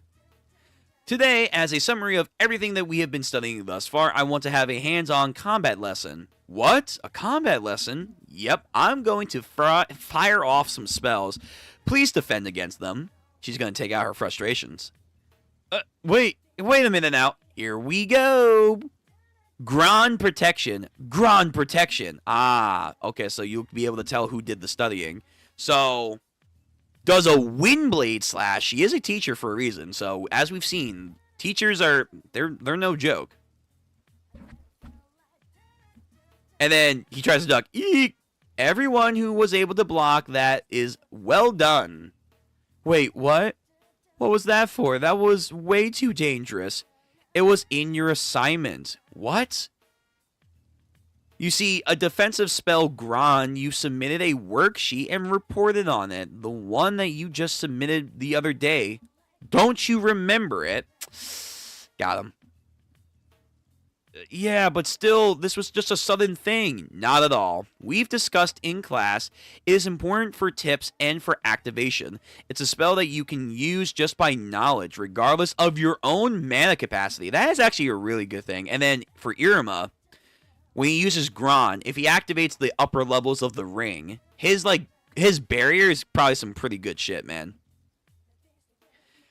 And in the first place, why do you think I taught you about Gran in class in the first place? Nice shot, by the way. It was so all of you will be able to protect yourselves from any sudden dangers you may encounter out there in the netherworld. You see, as an instructor at Babulus, I have a duty to devote everything I have to the growth of my own students. Next, I'm going to use flames. I believe I also taught you the spell of Gran can be used to protect against fire. Then, right. So, in the Heartbreaker exam, her thing was like, she can like use any elemental magic. Or like, she's very adaptive at learning any kind of spells. And I think she can even use like multiple types of spells in an instant. Like, that's apparently like a very rare thing to do. If I remember correctly. Like, she can use fire, lightning, wind, water. Yeah. Water, lightning, smoke, gravity, strikes, explosions. Let's learn to use Gran to protect against all kinds of magic. And, of course, she's loving this. Laying out her frustrations. Ooh, wait a minute now. Yeah, you guys got wrecked. Kageo-sensei, here's a report on today's lessons. Huh. Momo-sensei, yes. Received and acknowledged. Thank you for your hard work. Nice. That was the first time she got praise from him. And he kind of smiled. Kind of. Hey, but she definitely smiled. Yo, again, expressions in this series are top-notch, man. Oh? How was the lesson? Yeah, it was perfect. Great. By the end of the day, even though students were taking it very seriously. I'm glad. It's all thanks to you and the other teachers who gave me advice. Well, we just did as we were asked.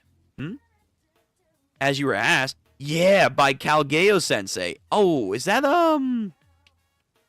That's Dolly. Yeah, that's Dolly. Doll? See, if Momoki-sensei has trouble, I want you to help her out. That's what he said. Oh, is that where that begins? Momoki-sensei's skilled, but she lacks the experience that he said. So he asked all of us teachers to look out for her. He's never been in a good giving advice himself. Yeah, right. So, why don't you take a look at this? He has field notes. You know what? Actually, wait. Yeah, he always loves taking notes.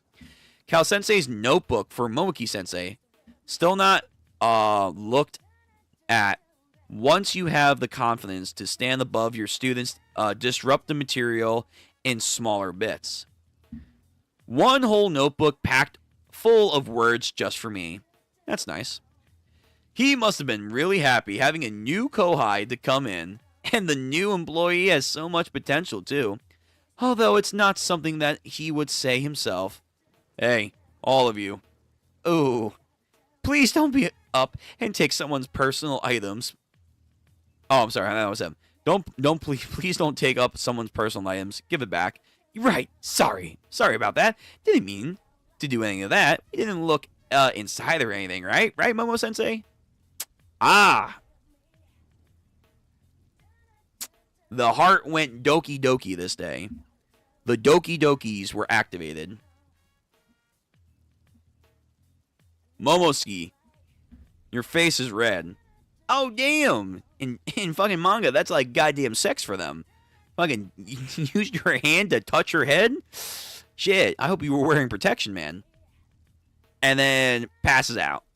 Bah, she collapsed. Momoshi Sensei, hey, Kalgeo-kun, what? Okay. And that's their quote-unquote love story. And that's how it all began. She definitely is older. Like, it's not just the hair. She is 100% older. Time has definitely passed. And again, the outfit. Ooh, lovely. And that is how things got to be where they are now. And of course, they love it. They all love it. Bravo. Marvelous. How moving. So Galkeo Sensei has been making those densely written notebooks for a long time now. It's made my heart flutter. He can be so unfair. But you were really cool too, Momoki Sensei. You thought so hard about the students. Your work is truly difficult. I'm impressed by your lessons on the grand spell. Teachers truly are cool. Sensei, thank you for everything. And now she gets to, in another way, teach students. Oh, you're all welcome. No, that's cute. Very cute. Yep, Sensei, you're so cute. Oh, please smile like that again. What? It's so lovely. No, wait. If you do that, you'll defeat the spiteful teacher in one hit. Huh? You think so? The girls' talks make for a longer afternoon. Alright. That's gonna be that. Oh, bomb? No. Fuck. But no. We gotta cut it off. Oh, we gotta cut it off now. It's late. Oh, I want to read more. But no, we gotta cut it off. But next one looks like it's gonna get into some good shit. Oh, my back. Yep. Okay. Well, these were some pretty good chapters that we got to. I think so. Mainly the 13 Crowns. The bonus chapters were, whatever. And Momoki's backstory and Kalgeo was fascinating. Again, you do see the dichotomy of Kalgeo and his strictness. It has purpose. It has reason. Because by doing so, you're elevating other people to reach a higher standard. Momoki getting her confidence as a new teacher. Getting to see a little bit of younger Babulous teachers is always nice as well. That's pretty neat.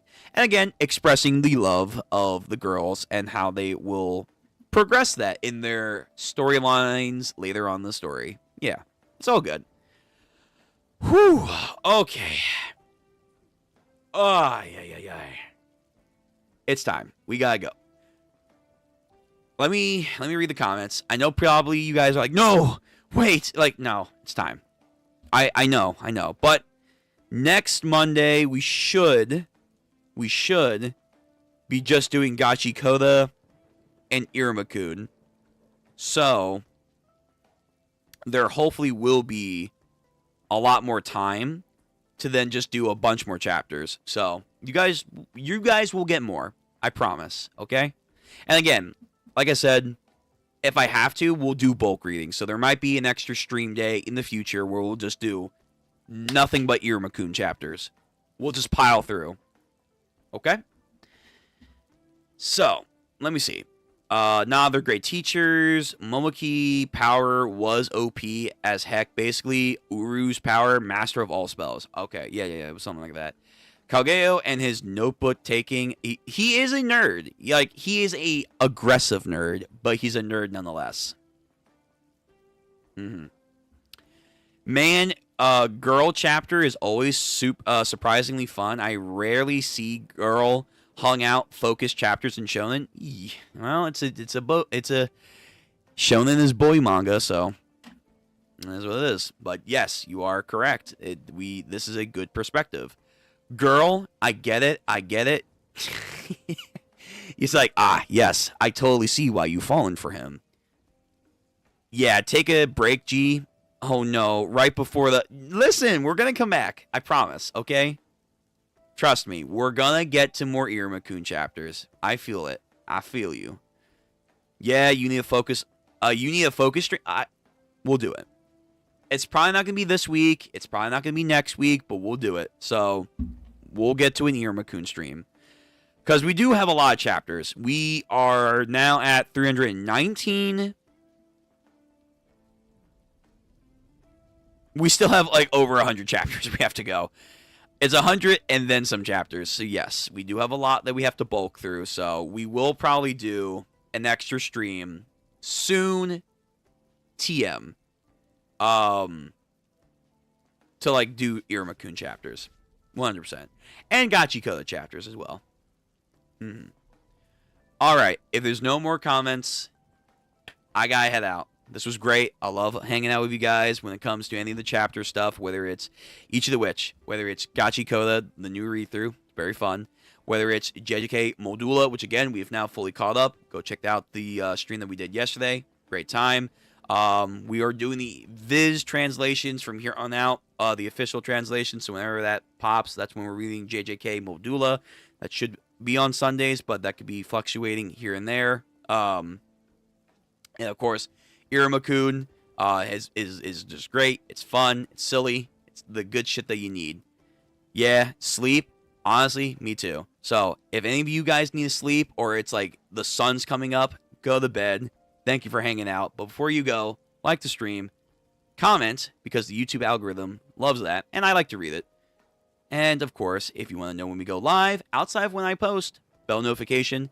And then finally, if you can just muster any will, please subscribe to the channel. We're doing more content. It's a new year. It's a new me. It's a new you.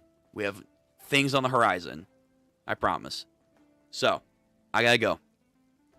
Take care. Actually, let me do the archer salute. So, the 3-finger salute. Alright. I gotta go. Take care. Jancy, Fu, and everyone else that showed up today. Thank you. Thank you. Thank you. Peace. Time to go. Till next time.